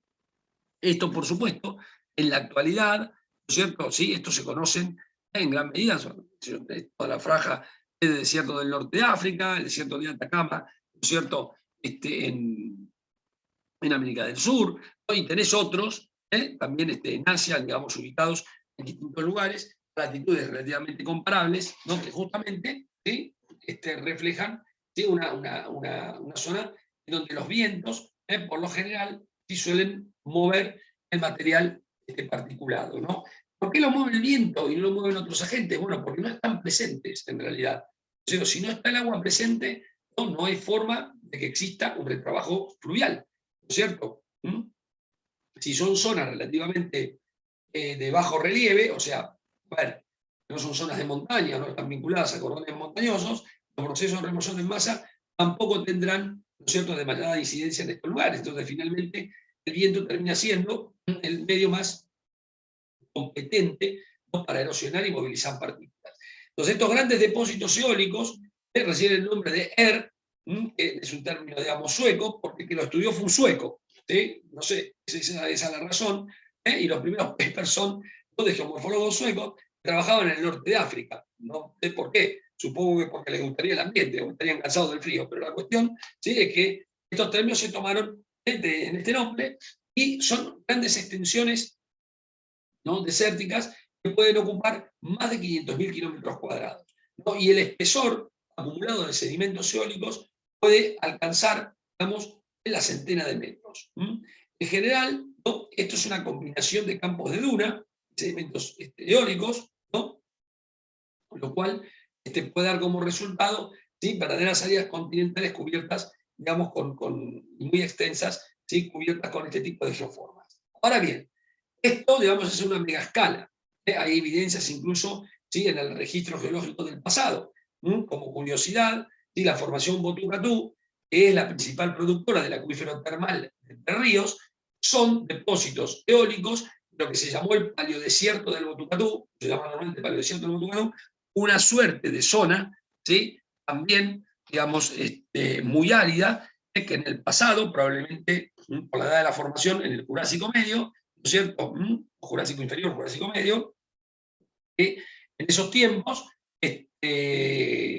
existía, digamos, a la manera de la que existe hoy, ¿no es cierto?, el Sahara, digamos, en la geología actual, de la misma manera, ¿no? O sea, obviamente hay correlato, entre los viejos ambientes y los ambientes nuevos. Y justamente, a ver, la existencia de estos campos eólicos, se los menciono porque son los más significativos de la Tierra como campos de acumulación, pero también hay una gran cantidad de campos de acumulación que a lo mejor no cubren extensiones tan grandes, pero no por eso, ¿no es cierto?, dejan de ser importantes desde el punto de vista de su extensión, ¿no? Uno de los campos activos, ¿sí?, hoy en día, ¿qué significa un campo de dunas activo? Significa un campo de dunas en donde el viento sigue movilizando el material, ¿ok? Donde las dunas no están fijadas, ¿no? O sea, donde el material sí se sigue movilizando por acción del viento. El viento es lo suficientemente importante, ¿sí?, como para movilizar el material. Uno de estos campos de dunas activos es el campo de dunas bonaerense, ¿sí? Acá están viendo una foto tomada en San Clemente del Tuyú, que arranca prácticamente, si quieren, en San Clemente del Tuyú y prácticamente continúa hasta el sur de la provincia de Buenos Aires, ¿no?, formando una faja medanosa que tiene alguna que otra interrupción, ¿sí?, a lo largo de su recorrido. Sí, es un poquito menos, menos desarrollada, a lo mejor en el sur que en el norte, pero por lo general, ¿no?, es una franja que tiene cientos de kilómetros de longitud, acompaña la línea de costa actual y tiene de unos 20 o 30, ¿sí?, kilómetros de ancho, aproximadamente. Bueno, entonces, donde ubicamos, o hemos ubicado las principales ciudades balnearias, ¿no?, de la provincia de Buenos Aires, ¿sí? Y donde muchas de ellas, incluso en otras zonas de la Argentina, que terminan teniendo este valor turístico, ¿no?, prácticamente. A pesar de ser una zona en donde llueven, ¿cierto?, o alcanzan las precipitaciones hasta 1000 milímetros al año, ¿sí?, evidentemente los vientos dominantes son lo suficientemente significativos como para no permitir, ¿no?, que estas dunas desarrollen un suelo pobre, ¿no?, y se vegeten y de alguna manera se fijen, ¿no?, como ocurrió en el pasado geológico con el oeste de la provincia de Buenos Aires, ¿sí? El oeste de la provincia de Buenos Aires es un campo de dunas que ya no está activo, es lo que se conoce normalmente, o le han hablado como la Pampa Arenosa. Bueno, es una zona muy extensa que ocupa todo el oeste de la provincia de Buenos Aires, un poco el sur de Santa Fe, el sur de Córdoba y una buena parte del este de la provincia de La Pampa, ¿sí? También en donde hay una serie de dunas, ¿cierto?, un campo de dunas continental, el cual, bueno, como ha habido, digamos, un aumento de las precipitaciones relativamente reciente, ¿no?, con el retiro de los glaciares, ¿no?, hay más agua en el sistema, pero también, evidentemente, los vientos no son lo suficientemente potentes como para mantener, ¿no es cierto?, el material en movimiento, ¿no? Esa debe ser una de las diferencias más importantes, porque incluso en estas regiones llueve menos que en la costa. Sin embargo, en la costa sigue siendo activo, y en el oeste de la provincia de Buenos Aires, la vegetación rápidamente, ¿no?, cubrió el material eólico, ¿sí?, y fijó, entre comillas, la paleogeomorfología de dunas, dándole el relieve tan característico que tiene la Pampa Arenosa, que justamente sí tiene un relieve de campo de dunas vegetado, es tan típico de esa región. Bueno, esto ocurre básicamente porque los fenómenos, digamos, de variabilidad climática, ¿sí?, normalmente ocurren a velocidades diferentes, ¿no? O sea, una cosa es el ascenso al nivel del mar, otra el retiro de los glaciares y otra, ¿sí?, es la modificación, digamos, de las variables climáticas, ¿no?, que pueden llegar, vamos, a afectar a una región. Y todo eso lleva cierto correlato entre uno y otro, ¿no? O sea, que a ver, el retroceso de glaciares conlleva el aumento del nivel del mar y el corrimiento de las isoyetas, pero este proceso no es sincrónico, ¿sí? Esto no es, digamos, que hay un señor con una palanquita regulando, ¿sí?, cuando hay más de una cosa de la otra, sino que ocurre un poco entrópicamente, por decir así, entre un evento y otro, ¿sí?, y puede no tener un correlato directo, ¿sí? O sea, puede haber un corrimiento de isoyetas más rápido que ascenso del nivel del mar, no, a eso me refiero, o un ascenso al nivel del mar más rápido, ¿sí?, que el retiro final del englaciamiento, ¿no? O sea, ese es el punto. Bueno, estas cosas todavía no están adecuadamente estudiadas, ¿sí? Por eso yo no soy, digamos, un investigador muy devoto, ¿sí?, de las ideas modernas de calentamiento global y de cambio climático, debido exclusivamente a causas antrópicas, ¿no? Porque no conocemos muy bien, ¿sí?, cómo cambia el clima natural de la Tierra. Es muy difícil calibrar el impacto que tienen los hombres los seres humanos, ¿sí? En esa evolución. Pero bueno, más allá de eso, ¿no? Volviendo al ambiente eólico, si ustedes quieren conocer un ambiente eólico característico, ¿no es cierto?, y activo, ¿sí? Bueno, la provincia de Buenos Aires les ofrece eso, ¿sí? En realidad es una zona, originariamente, digamos, era una zona muy bonita, la verdad, cuando esto no estaba tan antropizado, tan impactado, lamentablemente, la faja de médanos costeros, sobre todo, ¿no?, de Mar del Plata hacia el norte, está muy, muy impactada, ¿sí? Muy impactada por el turismo, ¿no? Y por la mala gestión, digamos, y la mala, las malas estrategias de urbanización de la zona, ¿no?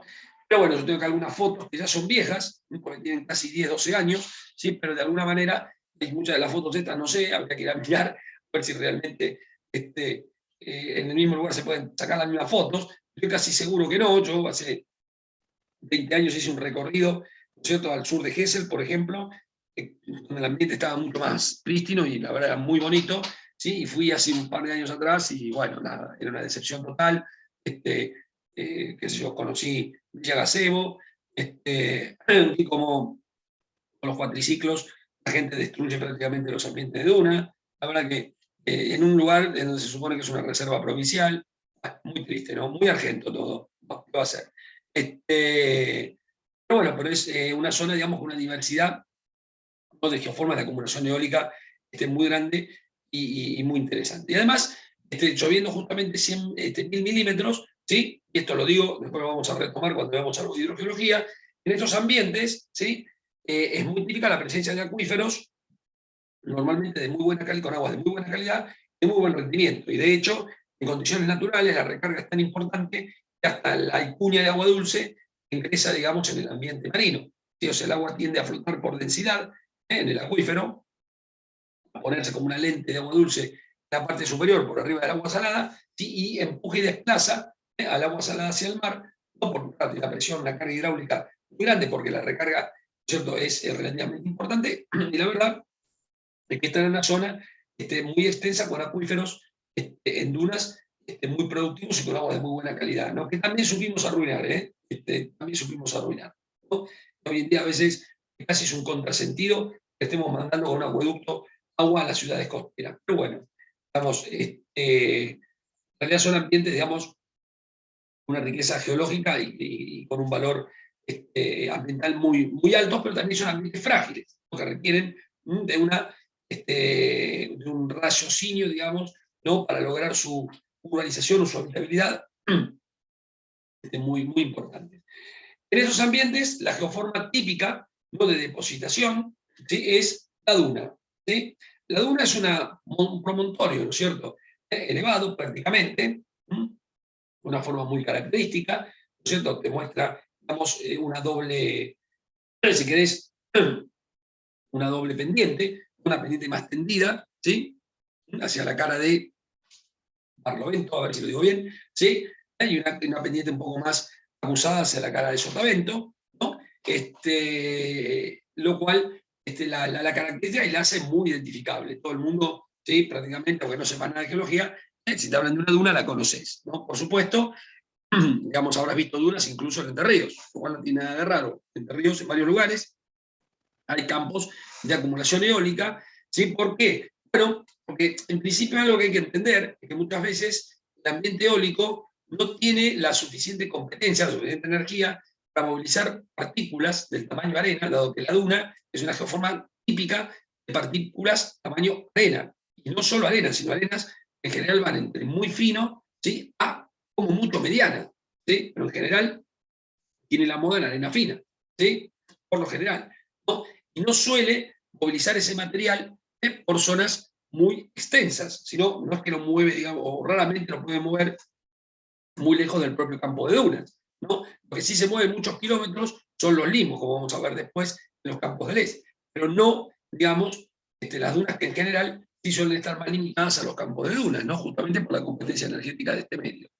De forma tal de que la duna en realidad se mueve prácticamente, ¿sí?, de una manera, se mueve por arrastre, se mueve por tracción, ¿sí? O sea, se mueve en contacto, ¿no? O sea, en realidad lo que hace el viento es mover las propias partículas de la duna, ¿sí?, desde la cara digamos, ¿no? de sotavento, de barlovento, digo, bien, hacia la cara de sotavento, o sea, de la dirección, ¿no? de menor ángulo, no las empuja el viento, y cuando caen del otro lado de la duna, y justamente como la propia duna funciona, ¿no? de barrera eólica, frena el viento de ese lado, la partícula cae por gravedad, ¿no? Y se va acumulando del otro lado, ¿no? Por otro ángulo. Entonces, normalmente, ¿sí?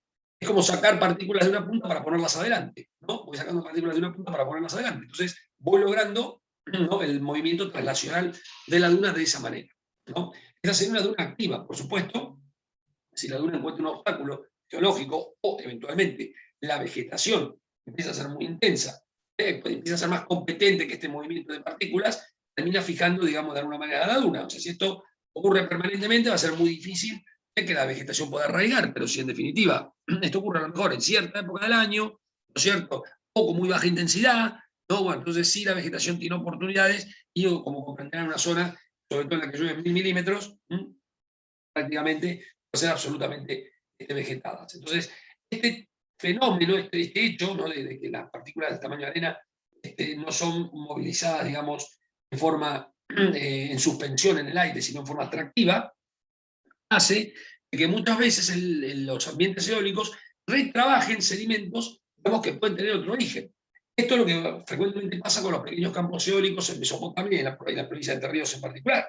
Muchas veces el ambiente eólico está retrabajando, ¿sí? sedimentos que originariamente fueron de tipo fluviales. Claro, el ambiente eólico lo que hace al retrabajar esos sedimentos es de alguna manera también, ¿sí? seleccionarlos mejor. ¿Por qué? Porque en definitiva mueve las partículas prácticamente que están acotadas a una moda de arena fina, muy fina, ¿no es cierto? Y deja a todas las demás. Por lo cual, sí, los campos eólicos a lo mejor no se movilizan demasiado y se encuentran muchas veces muy vinculados, ¿no es cierto?, a depósitos de origen fluvial, ¿no? que pudieron haber sido a lo mejor abandonados por el río en algún cambio relativamente rápido de su nivel de base, o de un cambio de superficie de equilibrio, por decir mejor, ¿no? Esto también puede ocurrir.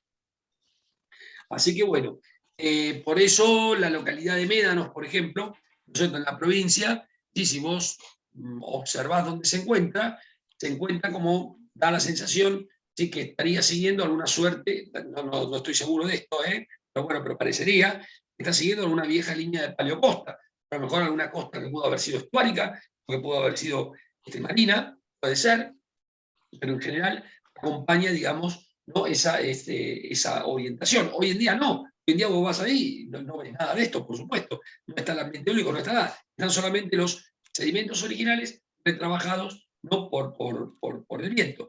También si vas, por ejemplo, a Ibicuí, en el delta, vas a notar lo mismo, ¿no? Hay una suerte de ambiente eólico, unas arenas blanquecinas, las dunas blancas, muy bonitas, que tienen valor comercial, son los que se utilizan en fracking, por ejemplo, y que anteriormente se utilizan, y no sé ahora, pero en otra época se utilizaban también en la fabricación de vidrio. ¿Sí? Y bueno, esas dunas en realidad son ambiente eólico, y retrabajando depósitos que son sospechosos al menos de ser fases proximales de la formación Paraná, o sea, depósitos marinos abandonados durante el Mioceno. Entonces, también te pasa a la costa del Uruguay, al sur de Colón, tenés un campo de dunas. Ahora, bueno, ya está forestado, pero bueno, pero en un momento dado, ¿sí? Hay fotos de hace 40, 50 años, no estaba activo. El propio Ayuí, lo tenés al norte de Concordia, ¿sí? También, y hay un montón de lugares que uno puede buscar a lo largo de la costa, ¿sí? En donde el ambiente eólico retrabaja los sedimentos de origen fluvial y forma, o los identificas porque justamente te forman alguna suerte de campo de dunas, ¿sí? O algún tipo de geomorfología que es típicamente, ¿no es cierto?, eólica, ¿no? Bien, en general, digamos, a veces la acumulación eólica también comienza con algún tipo de disparador, ¿sí? Este disparador puede ser algún tipo de obstáculo, ¿no es cierto?, que justamente en la cara de sombra, si querés, ¿no es cierto?, produce, como ves acá en la figura, el viento, bueno, circula por los costados del obstáculo, por la parte superior, ¿no es cierto?, en algún momento las partículas, hay algo que se llama capa límite en aerodinámica, que es justamente la superficie en la cual el viento tiene el 99% de la velocidad del flujo. ¿Sí? Cuando tiene menos de eso, ¿no es cierto?, ¿sí? Se considera que ya está fuera de la capa límite, está en una zona, digamos, de pérdida de velocidad de flujo. Esto que ocurre justamente en la parte, digamos, frontal de un obstáculo, y es justamente donde, como la velocidad del flujo cae, la energía del flujo cae, la partícula encuentra la posibilidad de caer por gravedad y de acumularse. Llega un punto que la propia acumulación de partículas se convierte en su propio obstáculo, ¿no? Bueno, entonces, como te muestran acá, por ejemplo, a veces también ayudado por la vegetación, ¿no? Eventualmente puede retener material fino y ser entonces el disparador, ¿no?, de algún tipo de acumulación eólica, o que eventualmente pueden generar a lo mejor algún tipo de duna. Pero si no, digamos, la verdad es que cualquier discontinuidad del terreno puede provocar este proceso de acumulación y en definitiva generar una duna, que es lo más característico. Algo muy importante, digamos, ¿no?, para poder ubicarlos a ustedes conceptualmente, es que uno está acostumbrado, ¿sí?, a ir a la playa, entre comillas, y encontrarse con las dunas, ¿no? Entonces, la imagen popular hace que la duna quede vinculada a un ambiente marino. Una cosa muy importante que quiero decirles es que el ambiente marino no tiene absolutamente nada que ver con la duna. Eso está puesto en nuestra percepción de las vacaciones. Pero realmente, geológicamente, ¿sí?, el ambiente eólico no tiene nada que ver con el ambiente marino. Es decir, puede haber un campo de dunas continental, como ya saben y como han visto, y no hay mar. ¿Ok? El oeste de la provincia de Buenos Aires, piensen en eso. ¿Sí? El mar está muy lejos, pero las dunas están ahí. No hay ningún problema para eso. Hubo muchas veces en el medio de la Patagonia, en un campo de dunas, yo qué sé. ¿Sí? Si el viento da y hay material para movilizar, el campo de dunas va a existir. ¿Sí? No es necesaria la costa. Así que la duna no es parte del ambiente marino costero. ¿Sí? Sí puede ser que en la provincia de Buenos Aires sí ocurra esa conjunción de elementos. Entonces, como hemos ido de vacaciones muchas veces, frecuentemente allí, la idea de la duna y la idea del mar vayan de la mano. Pero eso es una percepción turística, no es un proceso geológico. Ningún proceso litoral marino da como resultado una duna. La duna no es parte del perfil de playa. ¿Sí? De hecho, donde empiezan las dunas, ¿sí?, es donde termina el perfil de playa, termina la acción marina, justamente. Eso lo vamos a ver después. Pero lo digo para romper, ¿sí?, el concepto, digamos, de percepción, ¿no?, que uno normalmente tiene sobre estas cosas. Como siempre, ¿no es cierto?, a los geólogos nos gusta clasificar las cosas, así que bueno, ¿sí?, hay nombres, ¿no?, para denominar distintos tipos de dunas, ¿no? En general, ¿sí?, una forma muy conocida, la duna Barham, ¿sí?, que es justamente la que tiene forma de semiluna, como ven ahí. Pero bueno, también puede haber geoformas que muestran cuál es la esencia de estas dunas. Esto tiene que ver con la velocidad, ¿no?, con la que circula, ¿no?, el viento. Hay dunas en estrella también. Bueno, hay distintos tipos de dunas. Porque es importante reconocer la morfología de la duna. Porque la morfología de la duna, de alguna manera, me puede estar indicando la dirección del viento dominante. Por eso tiene valor. La duna Barham, por ejemplo, es un indicador o un paleoindicador, ¿sí?, depende de las circunstancias, de la dirección dominante del viento. Si es un campo de dunas activo, va a indicar, ¿no es cierto?, la dirección dominante del viento actual. Y si es un campo de duna vegetado, como por ejemplo el del oeste de la provincia de Buenos Aires, va a indicar la dirección dominante del viento antes de que se desactive, digamos, ¿sí?, el campo eólico, ¿no? O sea que será un paleodato en ese caso, ¿sí? Bien, si yo estoy en un ambiente actual y tengo una duna Barham, ¿no?, de alguna manera, esta forma en semiluna que ven ahí, tan característica, la acumulación ocurre en la cara interior, ¿sí?, de la duna, o sea, en la zona de la media luna. Las partículas se mueven, ¿sí?, por arriba de la superficie, ¿no es cierto?, de la duna y caen del otro lado, y justamente, ¿no es cierto?, las puntas, ¿no?, de la Barham, de la media luna de la duna, están indicando hacia dónde se dirige el viento, como ven en este dibujo, ¿sí? Las puntitas indican que el viento va en aquella dirección. ¿Por qué? Bueno, y esto se puede replicar también en el laboratorio, ¿no es cierto?, para lograr una geoforma como este tipo de dunas, yo tengo que tener una dirección significativa y predominante, una determinada dirección del viento. Y en general suele ser un viento de moderado a alta, ¿no es cierto?, en general de moderado a alto velocidad, ¿sí? O sea, un viento relativamente importante. Si el viento en general resulta ser lo suficientemente fuerte, ¿no? O sea, muy intenso, o es una zona sometida, ¿no?, a una intensidad alta de la velocidad del viento, suele ocurrir lo que ves acá. Unas barjas empiezan a amontonarse unas, ¿sí?, al lado de otras, a acumularse, ¿sí?, de manera tal de que los corredores de interduna, de alguna forma, los espacios de interduna, ¿sí?, en ese caso me estarían indicando la dirección, ¿sí?, serían paralelos a la dirección más importante del viento. ¿Sí? O sea, yo no distingo la de una Barham, en general no veo las puntas, pero sí veo, ¿sí?, que hay como una especie de coalescencia o de montaje de unas sobre otras, ¿no es cierto? Bueno, las zonas de interduna, ¿sí?, normalmente están marcando una dirección de vientos de gran intensidad o de importante intensidad, ¿no? Vientos de baja intensidad o moderados a veces dan como resultado las dunas en forma de domo. O sea, el viento no es muy importante y entonces eventualmente lo que veo es una acumulación, ¿sí?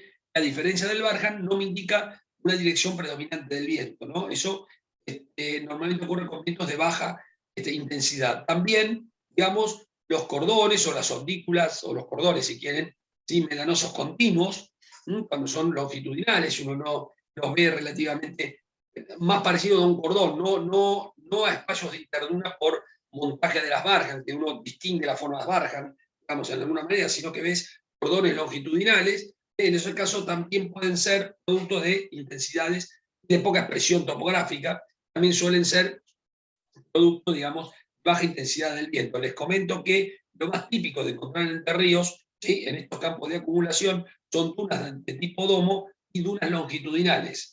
Por ahí en Entre Ríos no es tan fácil, ¿sí?, localizar una duna barjanoide, porque en general los campos de acumulación, ¿sí?, tienen una intensidad de viento que no es muy grande. Así que lo más típico es la duna longitudinal o una tendencia, digamos, de las dunas a adoptar la forma de domo. Y si van a médanos por ahí, si se van a Médanos, una localidad muy chiquita que está en el delta, ahí probablemente si caminan un poco algún que otro Barham pueden llegar a ver. Ahí el viento parece ser un poquito más intenso, pero los campos de dunas muchas veces aparecen, ¿no es cierto?, en las zonas costeras del río Uruguay, y entiendo que del río Paraná también, aunque yo no he visto ninguno allí, en el Uruguay he visto más. En general, por la geología calculo, porque bueno, quedó material disponible para la movilización de la formación Ubajay. Entonces, bueno, en esa zona, digamos, por lo general, sí tiene esas características. Si van a la Yui, ahora más de uno, se va a ir un fin de semana a tomar unos mates en la Yui, a verlo de manera distinta, dado que lo mencioné como 4 o 5 veces, pero si van ahí, que es el campo de dunas más cercano que tienen, probablemente sí vean dunas longitudinales o dunas en forma de domo, de poca expresión, ¿sí? Incluso algunas o difíciles a veces, ¿no?, de definir una geometría claramente establecida. Las dunas en tipo estrella se dan cuando los vientos son intensos, pero, digamos, en direcciones donde no hay una dirección dominante. Son vientos fuertes sin dirección dominante. ¿Sí? Si yo tengo esa combinación, ¿no es cierto? Yo tengo 2 o 3 direcciones o 4 direcciones dominantes del viento, en donde ninguna es predominante sobre la otra, pero en general todos son relativamente intensos, termino teniendo dunas en forma de estrella. Yo sinceramente nunca he visto ninguna, pero bueno, evidentemente si los autores la mencionan, en algún lado estará. Así que bueno, a ver, ¿esto qué quiere decir? Quiere decir que yo puedo tener una imagen satelital, digamos, si quieren, más o menos detallada, o una foto aérea, foto de dron, ¿sí?, o algo, y podría, analizando, ¿sí?, las características morfológicas del campo de dunas, conocer cuál es la dirección dominante del viento. Y si tengo que tomar alguna decisión, ¿no es cierto?, no sé, construir por ejemplo, una obra lineal, como una carretera, o algún tipo de obra civil, la que fuera, ¿no es cierto?, puedo predecir cómo puede evolucionar el campo de dunas y cuánto puede afectar, ¿no? Y puedo evaluar el impacto ambiental que puede tener mi obra civil en este ambiente, ¿sí?, o el riesgo también, ¿sí?, que puede existir para la gente en función de las características del ambiente. Y esto se puede hacer, ¿sí?, por ejemplo, analizando prácticamente un campo de dunas, ¿no?, si es que les toca, digamos, trabajar en ese lugar. No, por supuesto. Bueno, acá la foto no es muy feliz, lo está mostrando porque está un poco alejada, está mostrando justamente acá el diseño de las dunas Barham, ¿cierto? Esto está cerca de Faro Querandí, Estas son las fotos que tomé hace 15 años, sí, que muestran el ambiente pristino original, ¿no? Porque la verdad que fui la última vez, 15 o 20, no me acuerdo, creo que fue hace 20. Pero la que fui hace 2 años atrás, sinceramente no se la muestro, porque es una bendita porquería, ¿no? Porque hay un grado de afectación, digamos, antrópica para llorar. Pero bueno, hace un tiempo, por ejemplo, la imagen que uno tenía de este lugar, digamos, se llegaba, digamos, no había tantas 4x4, ni tanto cuatriciclo, que sería esa la cuestión, ¿no? Y para llegar acá, bueno, tenías que contratarte algún servicio local que te lleve. Normalmente iban pescadores, o sea, en esa época, vamos, era algo un poquito más tranquilo, no el desastre que es hoy en día, pero bueno, lamentablemente no supimos preservar este ambiente. Y acá estás viendo también dunas longitudinales, cerca con el faro atrás, sin el área del faro. Eso está prácticamente 20 o 30 kilómetros, ¿sí?, al sur de Villa Gesell, para que ustedes se ubiquen. En teoría, la provincia de Buenos Aires tiene una zona de reserva provincial, en teoría, ¿sí?, que arranca aquí y que terminaría, ¿no?, en el otro faro, prácticamente al norte de Mar Chiquita, ¿sí? Bueno, no sé, habría que mirar si en alguno de estos lugares está un poco más preservado, ¿no? No es fácil, por supuesto, aquí hay que entrar con vehículos, es una zona muy inhóspita, no que no lo parezca, ¿sí? Más allá de entrar con un vehículo adecuado, hay que tener no hay caminos, así que hay que tener algunas, excepto el camino que va a los faros, ¿no? Es el único, pero bueno, para moverse un poco, sí hay que tener algún tipo de medio local que te permita. Bueno, el cuatriciclo es útil, ¿no? La verdad, ¿sí? Si uno lo está usando, digamos, para trabajar, por supuesto, te puede dar, se le puede dar un buen uso, ¿no? El problema es cuando tiene ese suerte de uso abusivo, pseudo deportivo. Justamente acá estamos viendo un área de interduna. ¿Cómo sé que es un área de interduna? Bueno, porque si observan, está ligeramente vegetada, ¿no? ¿Por qué está ligeramente vegetada? Bueno, porque estas dunas, como dijimos, suelen ser reservorios de acuíferos relativamente importantes, sobre todo si llueve mucho, porque el material geológico, ¿sí?, arenas muy bien seleccionadas, ¿sí?, hace que tenga valores de permeabilidad y porosidad específica muy altos, como vamos a ver en la próxima clase, y eso, vamos, desarrolla acuíferos muy productivos, ¿sí? Bueno, de hecho, ¿sí?, las unidades, por ejemplo, la formación Botucatú del acuífero termal son muy productivas, ¿sí? A ver, el Pozo de Concordia 1 arroja 300 metros cúbicos por hora, ¿no es cierto? Y tiene valores de permeabilidad muy buenos, valores de transmisividad, sobre todo, cercanos a 500 metros cuadrados día, es un valor muy alto para una arena, justamente porque, digamos, son depósitos de origen eólico, ¿no? Así que a la vista está.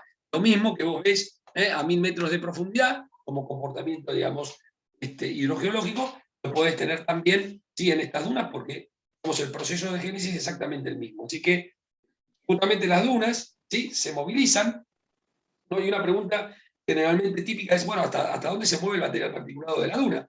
El material particulado de la duna se mueve hasta el nivel freático, ¿sí? Entonces, ¿por qué? Porque el viento puede mover, ¿sí?, digamos, el material particulado que está en la zona no saturada. No digo en la zona seca, pero que tiene relativamente baja humedad y que se encuentra en la zona no saturada, ¿no? El que ya se encuentra en la zona saturada, ¿no es cierto? Claro, no lo puede, ¿sí?, la cohesión mínima y el agua, ¿cierto?, del suelo hace que no lo pueda mover por facilidad. Entonces, el límite, el plano de deslizamiento, ¿no?, de un campo de nudas, ¿sí?, en general siempre se considera que es el nivel freático, ¿no? Entonces, si el nivel freático, como ven acá, está relativamente cerca, bueno, pues las dunas no serán, pueden ser móviles, pero tal vez no tengan, ¿no?, una expresión topográfica, al moverse, no tengan una expresión topográfica muy importante, ¿no? Justamente porque la freática está relativamente tan cerca que puede quedar expuesta, como ven en la foto de abajo, ¿sí? Ahí están viendo justamente una zona de interduna, donde se movió toda la duna y prácticamente expuso el nivel freático a la superficie. Este es el nivel freático superficial. Acá el nivel freático, en la foto de arriba, está un poquito más abajo, no mucho, ¿sí?, a lo mejor medio metro nada más, ¿no? O está lo suficiente como para humedecer toda esta zona y eventualmente, ¿no?, dejar o dar lugar al crecimiento de alguna que otra vegetación que puede ocasionalmente aprovechar, digamos, ¿sí?, la proximidad de la humedad para crecer, de alguna manera. Así que bueno, estos son ambientes relativamente típicos. Acá hay algunas fotos en Entre Ríos, ¿sí? Para que crean que realmente existen. La de arriba es el área es un área de interduna forestada, esto es en la costa de Uruguay, esto está al sur de Colón, ¿no? Acá en general se observan dunas que son, digamos, de forma de domo, ¿no es cierto? Justamente, ¿no? Originariamente tenían aparentemente esa forma, ¿sí? Y abajo también tenés, ¿sí?, arenas eólicas, bueno, en parte vegetadas, esto también hay en la zona de Ibicuí, acá algunas sí por ahí están un poquito más vegetadas, algunas no, acá en particular se encontraban, ¿sí?, dunas longitudinales, que también de relativamente baja energía, ¿sí?, pero bueno, con material geológico totalmente diferente, ¿eh? Lo de arriba es el retrabajo, ¿no?, de los eólicos, de los depósitos, ¿sí?, de la formación Ubajay, en definitiva son depósitos originariamente fluviales, por último, del último ajuste del perfil de equilibrio del río Uruguay, a consecuencia de los cambios del nivel del mar, y lo que está acá en Ibicuí, si me querés creer a mí, okay, podés creer a otros autores, pero si me querés creer a mí, ¿sí?, yo creo que es el retrabajo eólico, un relicto de erosión que quedó en las fases proximales de la formación Paraná, ¿no?, que ahora están teniendo un retrabajo eólico moderno, ¿sí?, pero que en general fueron depósitos de arenas costeras, ¿no es cierto?, sí, de esta unidad formacional. En general, acá el proceso eólico se sobreimpone con depósitos que han tenido, ¿sí?, otro origen, ¿no?, en forma cuasi local. Pero bueno, eso se puede ir a ver.